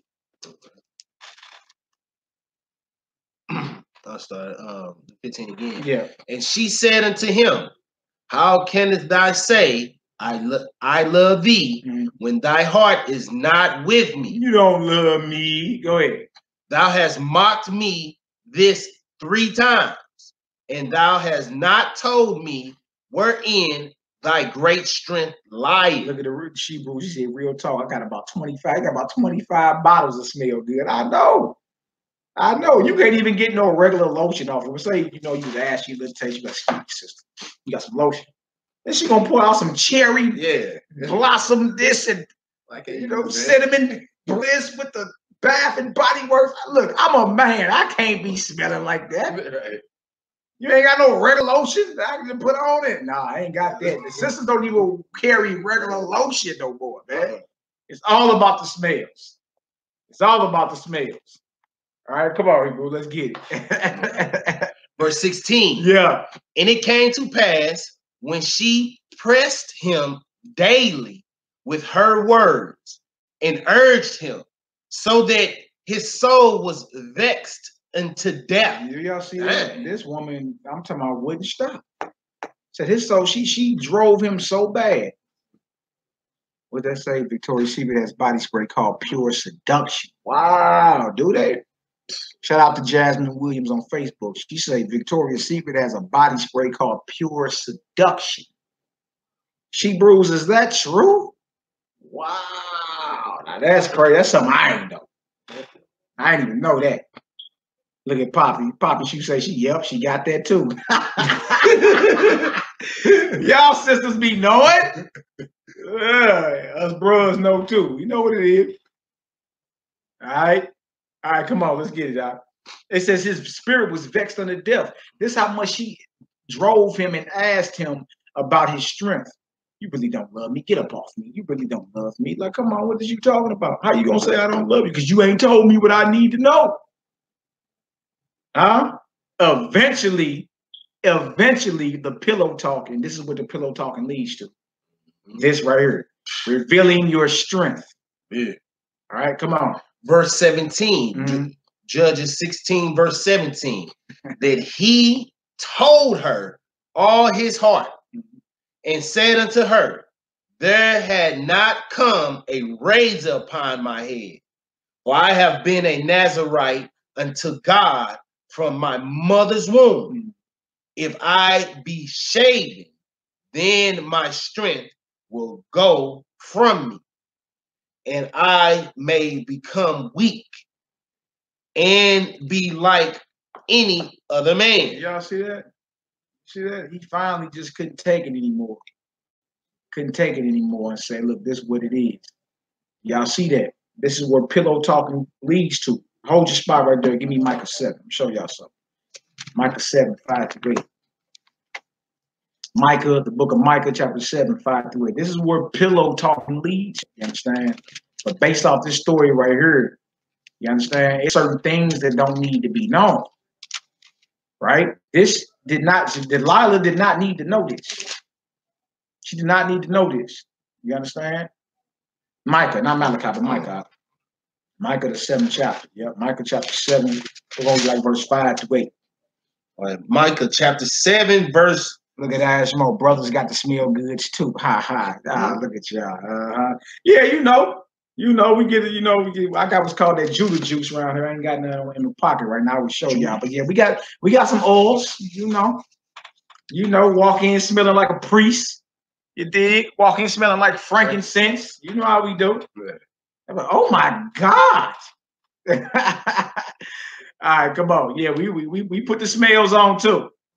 All right, come on, let's get it. Micah chapter 7, verse 5. Trust ye not in a friend. Put ye not confidence in a guard. In a guide. In a guide. Put not confidence in a guide. You understand? Trust ye not in a friend. See, everything, it calls for certain situations for you to be revealing everything. For the most part, it's certain things that must be kept tight. You understand? Certain information to make everything go sideways. All right, come on. Keep the door of thy mouth from her that lieth in thy bosom. That's what the prophet said right there. Keep the door of your mouth from her that lieth in your bosom. Did Samson do that? No, he didn't. No, he didn't. He may have lied to and played a little game, but eventually, guess what happened? Guess what happened? If you pillow talk long enough, eventually she's going to get what she's asking for. That's the moral of what we read. If you stick around and play, look, there is no such thing as out talking a Hebrew woman. You might as well cancel it. That'll happen. You understand? That will never happen. If you entertain and pillow talk long enough, eventually she is going to get out of you what she's asking. That's what happened with him. And the scriptures say what right there? It tell you, keep your mouth from the door, keep the door of your mouth from her that lieth in your bosom. Let you know you're not supposed to be flapping your lips about everything. Ooh, they don't sit well with a lot of you Negroes. I know. But look, we just reading the Bible. We just reading the Bible. What if Samson would have applied this? You understand? Right, Proverbs 31:1. Give not thy strength over to a woman. We just reading scripture. A lot of people get offended, but it's the truth. It's just the Bible. You feel me? Read that again, that verse you read. All right, this Micah chapter 7, verse 5. Yeah. Trust ye not in a friend, put ye not confidence in a God. Yeah. Keep the doors of thy mouth from her that lieth in thy bosom. Keep the door of your mouth from her that lieth in thy bosom. Samson could have learned that. And reading this story after the fact, we should learn that. All right? Come on, Hebrew. Verse 6. Nah, where you at? Right there. Yeah. Verse 6. That's it for that. I just wanted to go to keep the door of thy mouth from her that lieth in thy bosom. Let's get back to Judges. We in Judges 16. Yep. What verse you in? Judges 16, and we're in verse 18. Judges 16 and 18. What does it say? It says here, verse 18, Goliath saw that he had told her all his heart. She sent and called for the lords of the Philistines, saying, come up this once, for he has shown me all his heart. Then the lords of the Philistines came up unto her and brought money in her hand. And she made him sleep upon her knees. And she called for a man. And she caused him to shave off the 7 locks. Hold on, so man, she made him sleep upon her knees. Boy, she done sippy cupped him. She done sippy cupped Samson. Man of the Most High with him, strongest man ever. He done went to sleep in her lap. Wow. Wow, you talking about letting your guards down. Huh? You understand? After you already know she an agent, you do it anyway. You understand? Wow. You feel me? So let that not be our fault. Let that not be our fault. I'm talking about, man, started off so mighty for you to fall because you she done sippy cupped you, boy. Huh? She done sippy cupped you, gave you some warm milk and made you go to sleep in her lap. Huh? Here come the enemy. Here come the enemy. You don't know, man. You don't know who been sent as an agent to take you down. You understand? To entertain them lusts. There's everything on social media now. If you didn't hit send or enter, it's there. It's there. All right? And we all got those weaknesses. That's what I'm saying. Hey, stay focused, man. Everything glittering ain't gold. Everything smiling ain't good for you. All right? Come on, let's get it. Got him, Samson, man of the Most High, who got the spirit of the Most High, laying in her lap. Wow. 19 again. Judges 16, verse 19 again. And she made him sleep upon her knees. And she called for a man. And she caused him to shave off the 7 locks of his head. And she began to afflict him.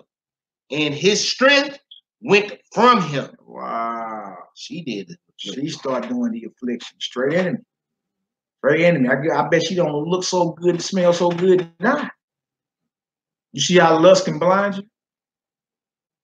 You see how lust can blind you and deceive you? You see that? Like my ox say, that girl is poison. We grew up on that song. Kiss her, miss her, love her. That girl is poison. Yeah. Show a big butt and smile. Yeah. Never trust a big butt and a smile. That girl is poison. Where you think they getting all that from? The Bible, man. And of course, experience. But that experience ain't nothing we can't reach back into the scripture and learn from. You understand? We all done been down that road before, man. I'd never sit up on this platform and act like, you feel me? In my 36 years of living, I ain't been through my fair share of relationships, ups and downs and bumps and bruises. And as long as you learn, though, man. You know what I'm saying? You just got to learn from it. Be like, boy, I'd never make that mistake again. Boy, I was tripping. What was I thinking? You understand? Like that's the thing. Some people get on this thing and act like they just, you know, floated in the room or something. Like they're the groovy guru. I'm gonna keep it all the way 1,000 with you. I done been through all, man, look, you feel me? But it's all about learning. What about you, Moshe? All your relationships been textbook? Hey, trial and error. Yeah, man. trial and error, Trial man. and error. You just gotta get better. You feel me? As long as you learn it. You know, you said you wasn't thinking. You ain't learning. Boy, look, hindsight is the best. Hindsight is 20/20. When you are out of a situation and you look back, you be like, man, I was tripping. You feel me? I'm glad the Most High ain't take his mercy up off me. Boy, I could have died in that vibration. You understand? She could have been a straight up Delilah or something, sent to whack me, put me up out of her. You understand? No, it's the truth. But you aim to be righteous in all your endeavors. That's the thing. Aim to be righteous.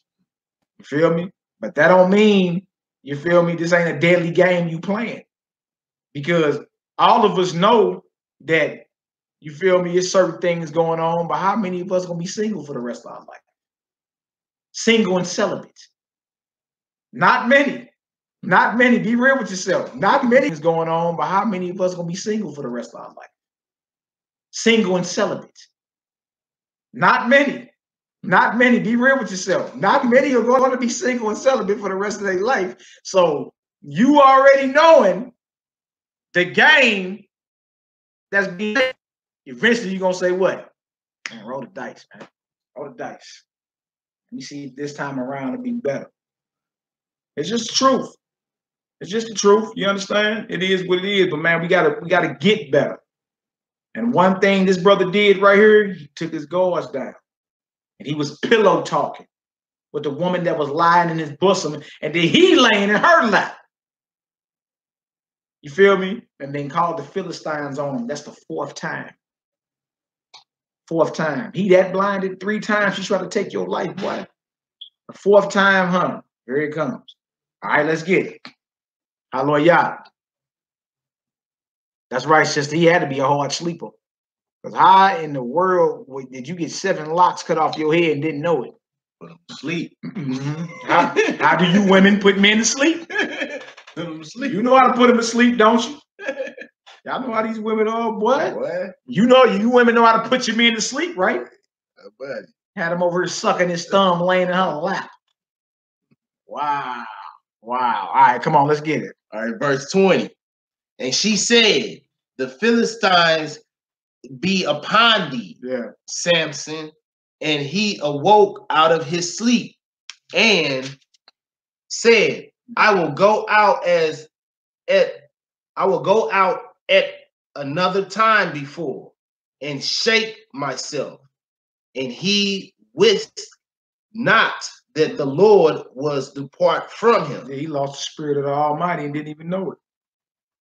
You feel me? Didn't even know it because the power of the Most High is through action. Some people tell you, I caught the Holy Ghost and I was jumping up and down, feeling good, chicken hawking. You understand? But he didn't even know the Holy Spirit was gone from him. He didn't even know. You understand? Elisha had to take Elijah's garment and then strike the water, and then the water split. Then he knew Spirit is with me. It wasn't even about you catching some feeling and you just jumping up and down, chicken hawking. He didn't even know the Spirit was gone from him. Until he go to throw that right hook, boy, and it's like an ant fighting an elephant. He go to throw that right hook, and you might as well have been squirting a water pistol on an elephant. He knew then my power's gone. My strength's gone. All right, come on, let's get it. All right, verse 21.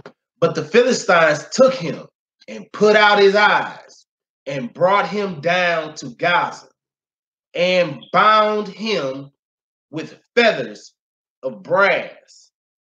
And he did grind in the prison house. See that? Locked him up, put his eyes out. They can't see nothing. Bind him. See that? Right. Like, trip off this man and all this from this woman who you couldn't even see because your lust blinded you. That she was there to kill you, man. She wasn't there to be cool with you. She was there to kill you. Never forget that, Zion. Kill you. Everything smiling ain't good, man. Everything that smell good is not good. Try the spirit before you just be so much in a rush to claim something as yours. Try the spirit, man. Try the spirit. You feel me? Eventually, if it's a spirit contrary to the Bible, she gonna be gone anyway. You feel me? She gonna remove herself. But try the spirit before you be so quick to become one flesh with someone, man. Try that spirit. You understand? Because that's something you're gonna be dealing with for the rest of your life. Samson wasn't trying those spirits. He saw women and he wanted them. She pleased me well, get her for him. Saw him a harlot, went and got her. Saw Delilah, want her too. You see? It wasn't no trying the spirit, it just what pleased him. What was pleasing to the sight, what was pleasing to the nostrils, what was pleasing to the ears, what was tasteful for the tongue. All good. What are we waiting on? Learn from Samson to what? Try the spirit, man. Don't be so in a rush to be, you know what I'm saying? And never forget, this is war. Your enemy is coming for you. You're not like other men and women. You profess the Most High God. It's going to be a problem for you. You realize this. You realize there are legions of demons set to attack you. Yeah. Yeah. Yeah. Spiritual war. All right, come on, Hebrew. Let's get it. Verse 22. Howbeit, the hair of his head began to grow again after he was shaved. Then the lords of the Philistines gathered them together for to offer a great sacrifice unto Dragon, their god. To Dagon, right? To Dagon. It's a fish god. It's the Hebrew word for fish, Dagon. Now, you trip off this. It's crazy because a lot of people, like in the generation before us, they used to say a phrase like Dagon. Dagon. You're saying Dagon. That's the god. Dagon. Doggone. Doggone, instead of saying like damn it or something. Doggone. You feel me? You don't even know what you're saying. That's actually the Philistine god. A god to the Philistines. You speak a lot of stuff. You feel me? It's already in you. You speak Bible and don't even know it. All right, come on. Dagon, their god, and to rejoice. Yeah. For they said, daggone it. That's right. Wave catcher, daggone it. Come on. Our God has delivered Samson, our enemy, into our hand. And when the people saw him, they praised their God. For they said, our God have delivered unto our hands our enemy. Trip off that. That's how you know this is a spiritual war that turned physical. It was spiritual the whole time. It turned physical. See what they did? They gave props to their God for delivering Samson to them. Everything spiritual, then it manifests in the flesh. All right? Come on, Hebrew. And the destroyer of our country, which slew many of us. And it came to pass, when their hearts were merry, that they said, call for Samson, that he may make us sport. And they called for Samson out of the prison house, and he made them sport. Yeah, they wanted some entertainment. Get that nigga out here. Well, you need to make us feel better. We need entertainment. Wow. And see what's gonna happen in the end? Your enemy's gonna laugh at you and mock you. And think about it, man. All that was because a woman looked good and smelled good, and you was blinded. You feel me? Because you wanted to get you some. And you don't realize, boy, look, your enemies are laying in the room waiting on you. It's a setup. She straight set them up. It's a straight setup. You see? Watch out for that, man. Do not let your power and your strength and your lust blind you, Zion. Because it can happen. Why are we reading this story if we don't never learn from it? What about this story, men and women? What about this story? You understand? That can you take from it? Or what can you take from this story to apply to your life to make you a better servant of the Most High?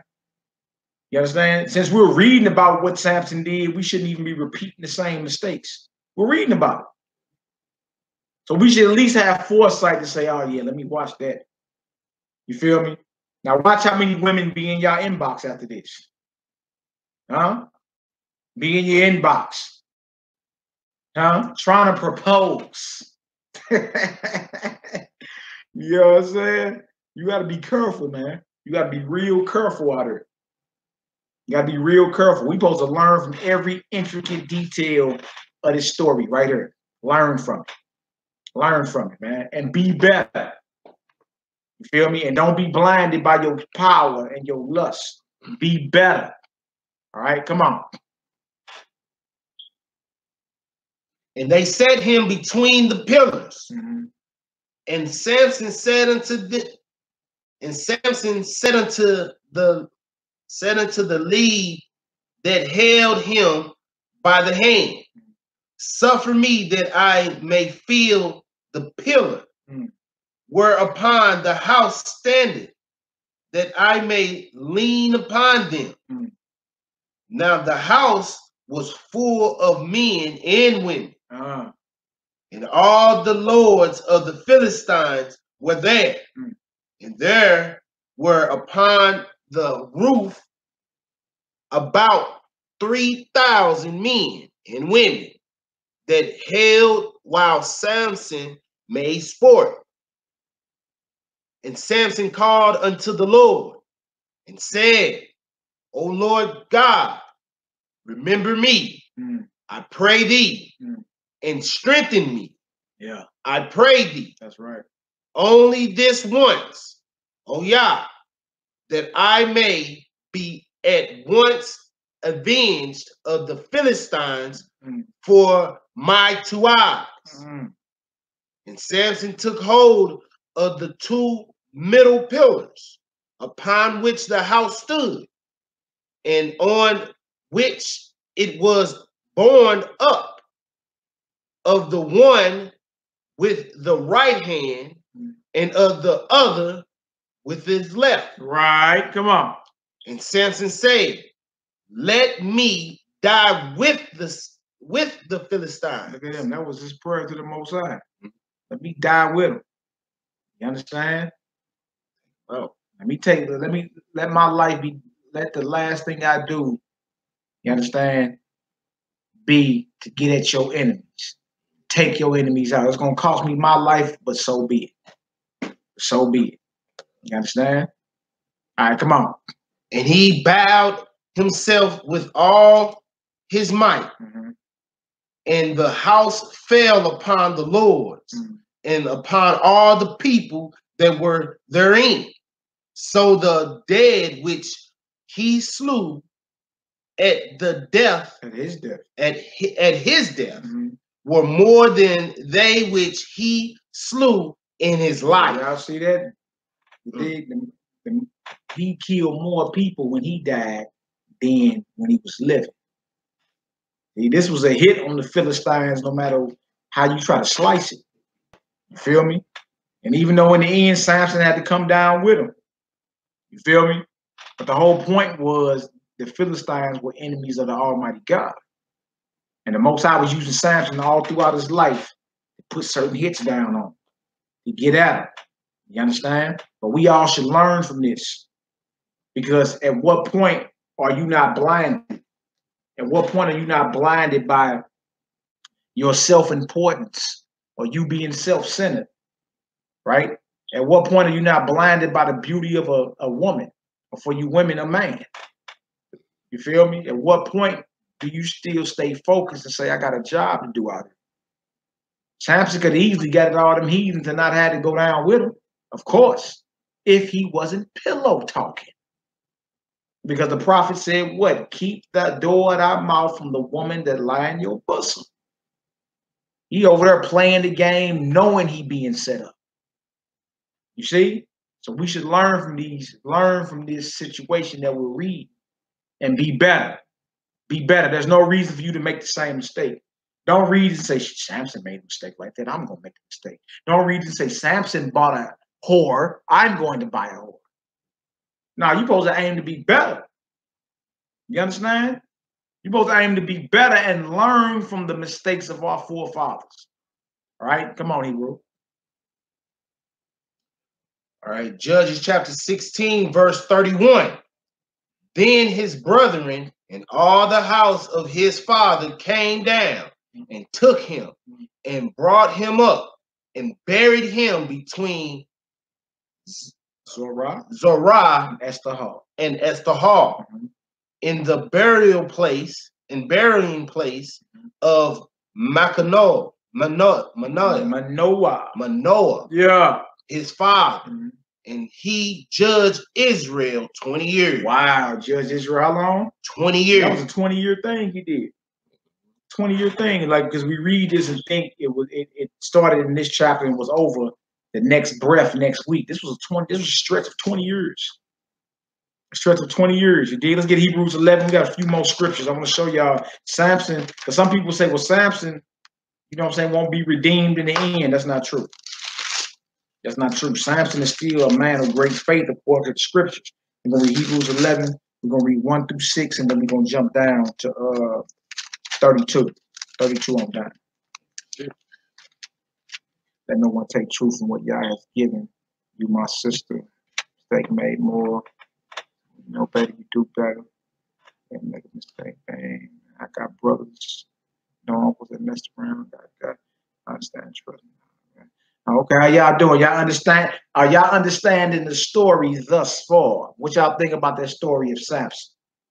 You understand? What y'all think about that story of Samson? And have you heard something that you can take from the story to make you a better servant of the Almighty? That's the whole point. You read these things to be better. All praise is glory and honor. All praise is glory and honor. You understand? And again, don't let your lust and your power blind you. Feel me? Don't let your confidence in the Most High blind you. You know what it is. You feel me? You may be very powerful in this walk, but don't get blinded, man. Don't get blinded, because that's what happened with him. Like, you straight flirting with death. And that's something you are not supposed to do. Don't tempt the Almighty. Don't flirt with death. That's what's happening out here. Our people flirting with death. Samson was flirting with death. He knew that woman was there to kill him. Every time he told her how he loses strength, she said, the Philistines are on you. Yeah. You feel me? Yeah, he already knew. But he kept flirting. You feel me? He kept flirting. And a lot of these women are witches too. Get yourself together. Are masters in the art of seduction. Watch that. Watch that. Try the spirit by the spirit. That's what you do. You feel me? And what does that usually mean? Bring the scripture out. When it's time for correction, bring the scripture out. I talk to a sister, you know, we ain't even supposed to be doing that. And either she gonna be on some, dang, let me read that, get myself together. Or she gonna be like, well, I know the Bible says that, but I just don't know. You understand? You know what you're dealing with right then and there. You're dealing with somebody that kicks against the truth. You see? That's how you try the spirit, by bringing out the scriptures. And then see who orders their steps according to the word of the Almighty, or people that order themselves according to their own opinion. Like the sister I was talking to last night. I talked to sister last night. She just came up with her own just belief, all while claiming she don't do religion. I'm like, hold on, you made all this up, didn't you? She's like, yeah, but then how are you gonna say you're not into religion? Religion is man-made, right? Aren't you a man or a woman? She said, yeah. Okay, well, when I asked you about how you gonna build your altar, you didn't know. You're just gonna build one. I asked you who directions you were gonna use, who laws you were gonna use, you didn't know. Then you got to I asked you, was there gonna be a graven image on your altar? You said no, only when you do rituals. I asked you about your rituals, where you get your rituals from. You didn't know, just out your mind. You see what I'm saying? You're making this up as you go. Real talk, man. All right, so we got Hebrews 11, 1 through 6, and then jump down to verse 32. All right. Hebrews chapter 11, verse 1. Now faith is the substance of things hoped for, the evidence of things not seen. What it says, the evidence of things not seen, the substance of things hoped for, right? So it has to do with something that you can't see, but you believe. You'll say, well, what sense does that make? Why do I got to believe in something I can't see? You believe in Wi-Fi. Who ever seen Wi-Fi before? What does Wi-Fi look like? Huh? What does Wi-Fi look like? You don't know. You don't know what Wi-Fi looks like, but you know it's there because guess what? You're online. Come on, Hebrew. For by, verse 2. Yeah. For by it, the elders obtain a good report. By faith, the elders obtain a good report. Faith. Full belief in the Most High, right? Come on. Through faith, we understand that the worlds were formed by the word of Yah, so that things which are seen were not made of things which do appear. You're right. So things that you see were made by things that are invisible. That's what it's saying. The sun, the moon. You feel me? The ocean, the mountains. Like there did no man make that. So things that that are invisible made the things that are visible. All right, come on, let's get it. Verse 4.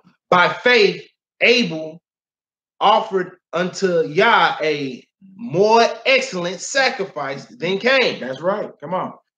By which he obtained witness that he was righteous. Yah testifying of his gifts, and by it he being dead, yet speaketh. By faith, Enoch was translated. Powerful. Come on. That he should not see death, and was not found, because Yah has translated him. I mean, he took him from the physical realm and put him in the spiritual. Translated. Took his body. All right, go ahead.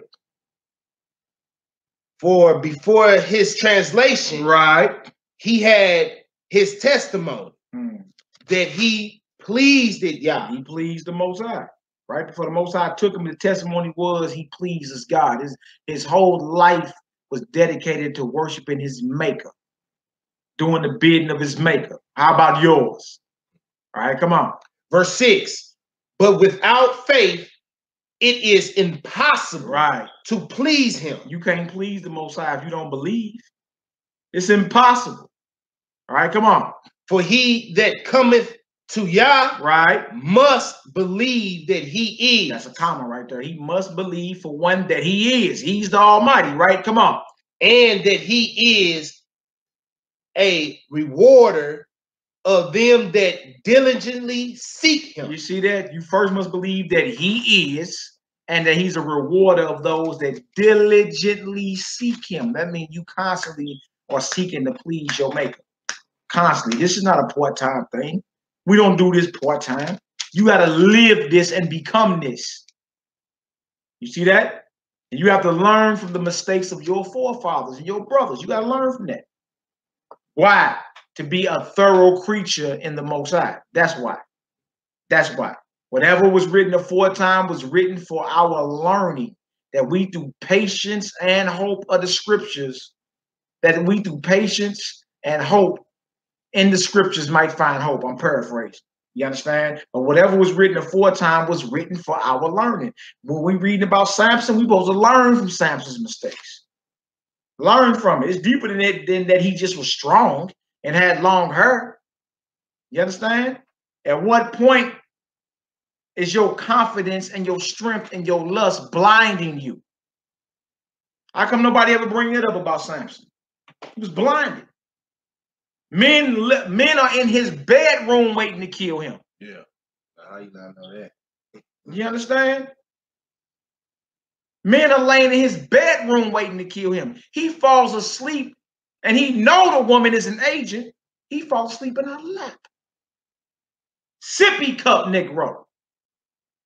You see? Guard your grill. You done heard that your whole life. That means what, man? Always be aware. Always be ready for war, man. It don't matter what's going on. Be ready. You understand? Samson was set up, but in a sense, he played into it. He played into it. You understand? Because he was blinded by lust, blinded by his power, blinded by his confidence. He was blind. You see that? And in the end, it cost him. Just like the prophet say, what? Keep the doors of your mouth shut from her that lieth in your bosom. Samson should have learned that. And we should learn that. All right, come on, let's get it.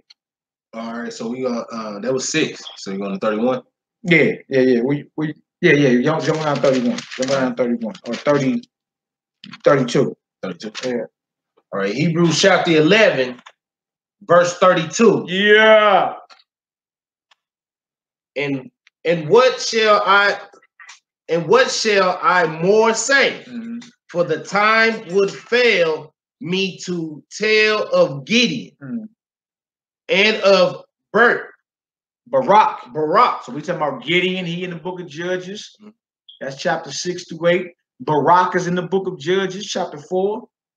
Right? Remember, we talking about the men and women that had great faith that came out of our nation. That's what we talking about. All right, go ahead. And of Samson. And of who? And of Samson. And of Samson had great faith. See that? If Samson was so evil and wicked, why is Paul bringing him back up in Hebrews the 11th chapter? As a man of having great faith.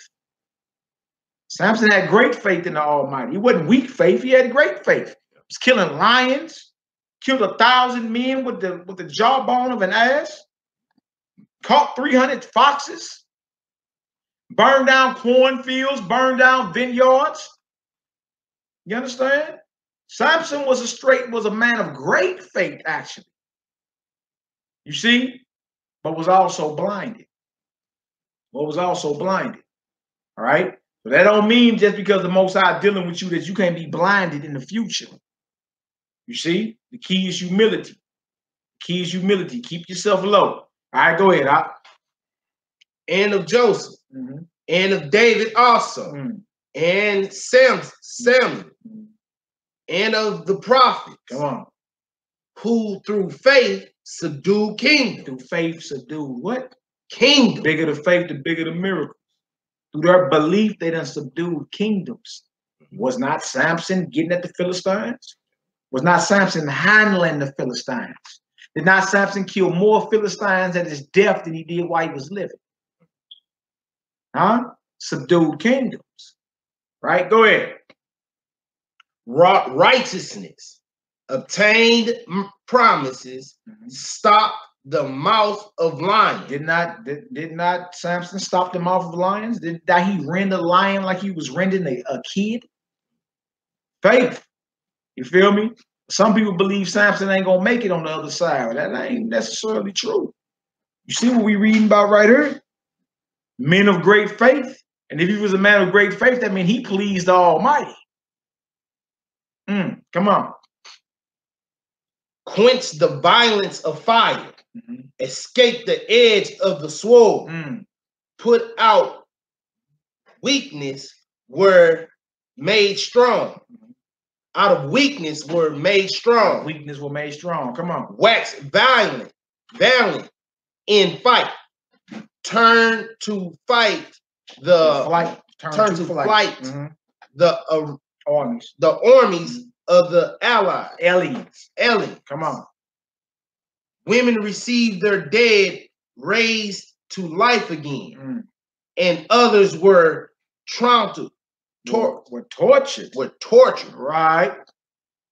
Not escaping deliverance, that they might obtain a better resurrection. Yeah, come on. And the others had trials of cruel mocking, and scourging. Yea, moreover, of bonds and imprisonment. They were stoned. They were who? They were stoned. A lot of the brothers were stoned, like Paul and them, stoned. You understand? Still had to get up and still had to come back to life, get up and what? Finish the work. All right, go ahead. They were stoned. They were sawed asunder. They tempted. They were, hold on, never said they were stoned. They were sawn in half. They were tempted. Wow. Go ahead. Were slain with the sword. They wounded about, and they wandered about in sheepskins and goat skins, being desolate, afflicted, destitute, afflicted, and tormented, of whom the world was not worthy. You see that? The world was not worthy of these men that had great faith in the Most High. The world ain't even worthy. You see that? Come on. They wandered in deserts and in mountains and in dens and caves of the earth. And these all have attained a good report through faith, receiving not the promise. They ain't received the promise because the promise is the kingdom. And all these men banged and lived as if they were going to see the kingdom in their day. How about you? You closer to the kingdom now than they ever was, or they ever were, should I say.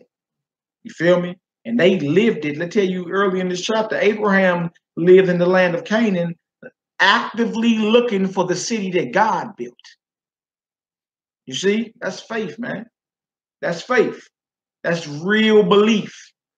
All right? They still ain't received the promise, right? Not meaning they're not going to get it as of this moment. They ain't received the promise that God gave. All right, go ahead. Verse 40. Yah have provided some better things for us, that they without us should not be made perfect. No doubt. Well, so what do we learn from the story of Samson? What do we learn from the story of Samson? Studying Samson's mental, studying Samson's mind. The Most High was with him. There's a lot of things he did in his life that you may disagree with, but the Most High was with him the whole time. The Spirit of the Lord came upon him when he went and put down that hit to kill 30 Philistines and get 30 changes of garment. The Spirit of the Lord was on him when he went and took that jawbone of that ass and slayed 1,000 Philistines. The Spirit of the Most High was on him and said, look, he's looking for a Philistine woman.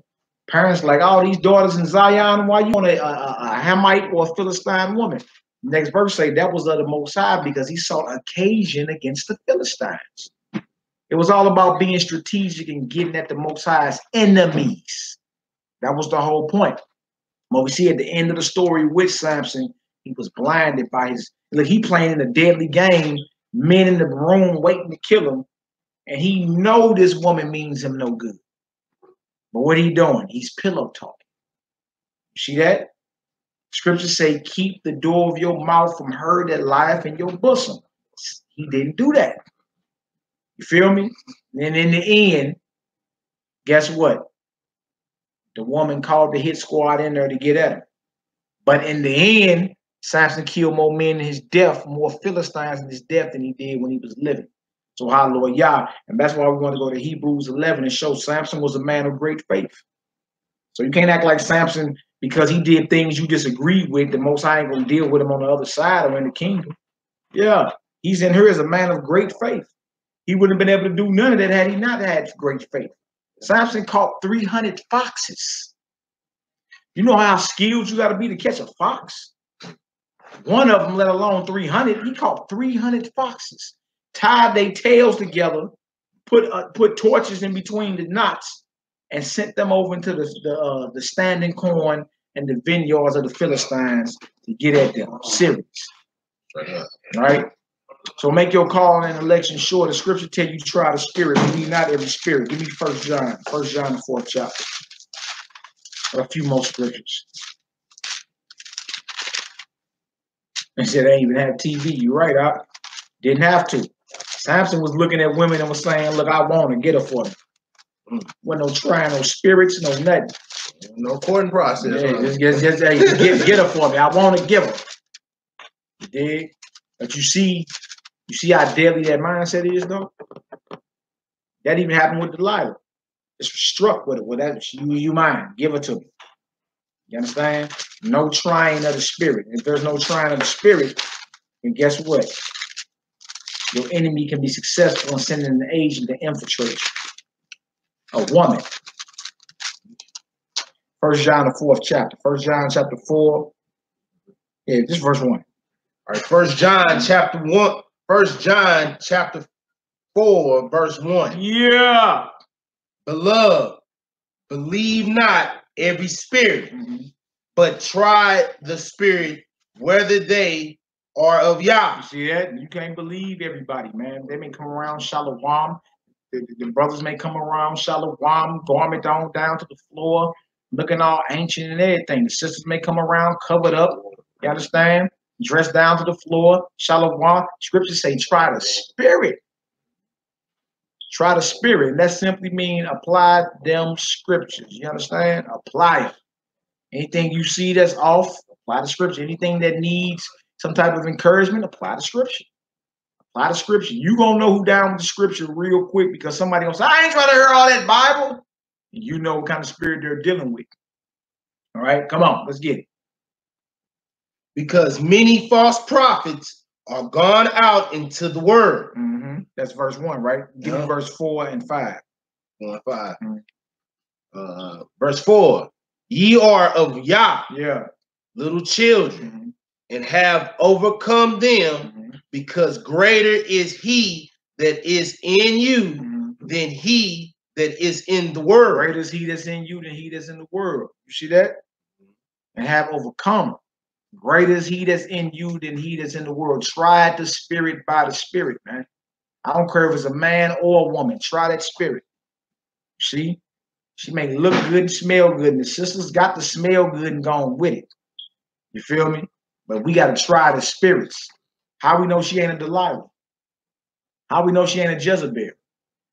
How you know? You just so quick to get you some Korban. You just smell good, look good. It's just what it is. No testing, nothing. That was a character flaw of Samson. He saw what he wanted and he grabbed it. You feel me? That's a dangerous mindset. In the end, he ended up in sippy cup mode, laid in her lap. Sippy cup Negro. You dig? Because today, a son will lay in his mama's lap. You feel me? And seek comfort.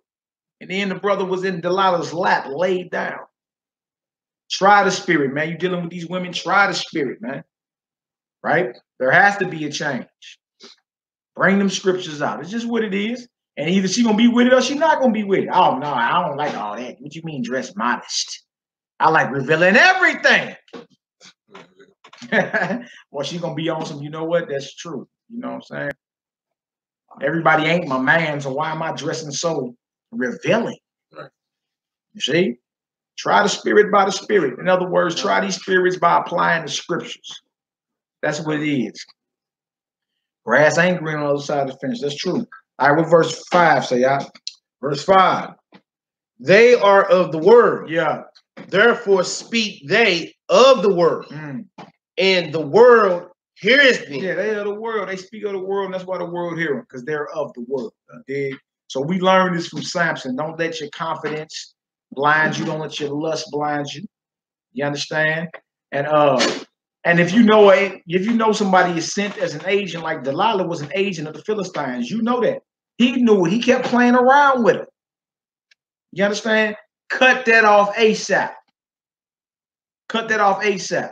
Why should it be when your eyes finally get put out and your hair get cut off and the woman sitting over there mocking you? Because guess what it said? As soon as he lost his strength, guess who afflicted him first? She did. She did. The woman did.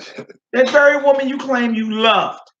You feel me? She was the first one to afflict him. So we need to learn from this, man. Don't allow your power. You may be mighty in the scriptures. Don't allow your prestige. Don't allow your social status. Don't allow your good looks. Don't allow your lust to blind you from doing what you know you're supposed to be doing. All right? And I pray everybody got understanding. I pray everybody got understanding. Is that light white right there or red? It's white. All right, you cool. You can pull it. It's white. Yeah. He didn't know he's just looking out, bro. You dig? So if everybody got some understanding, give me a 7 up in there. Give me a 7 if you got some understanding. All praises, glory, and honor to the Most High. What you doing? Oh, nothing. Little girls do that. Huh? Don't be doing that. Yeah, not like that. Yeah, you use a man child. Don't be moving your hips. Now go sit down. Yeah, it is. It is what it is. So I pray everybody got some understanding. Enjoy the rest of y'all Shabbat too. Once again, honor and humility STL. House of Zion Homeschool, Melchizedek Order STL. Before any of that, all praises, glory, and honor to the Most High Yahweh, in the name of His only begotten beloved Son, Yahweh Shah, the Messiah, who's currently sitting at His right hand right now as we speak. Long live the King. Y'all enjoy the rest of y'all Shabbat. Enjoy this rest day. You understand? Yep. I'm your brother Malachi Maccabee. To my left, I got my Ak. Moshe. You know what I'm saying? Just all praise to the Most High God. You know, hey, it's a rest day. Remember the Lord, man. And all these things that we do and we learn, it's like you said, it's for reproof and correction. And if you can't get the reproof, definitely you're gonna get that correction. Yeah, right? Straight up. All right, all praise. Spoken like a wise man, my brother. All praise that. We're gonna thank the Most High for the lesson. So until the next time, y'all willing, we got a few bros supposed to be going live tomorrow. Y'all know we don't stop over here, man. More and more lessons. All praise to the Most High for allowing us to continue and to stay diligent. Thank you all for your prayers. Thank you all for your support. You understand? May the Most High increase you tenfold for being diehard faithful soldiers for the Most High. So until the next time, Most High be with us all. Shabbat Shalom.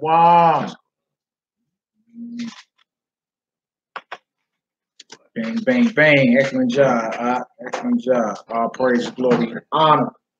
They been hitting me up, man. What's going on? Act like it ain't the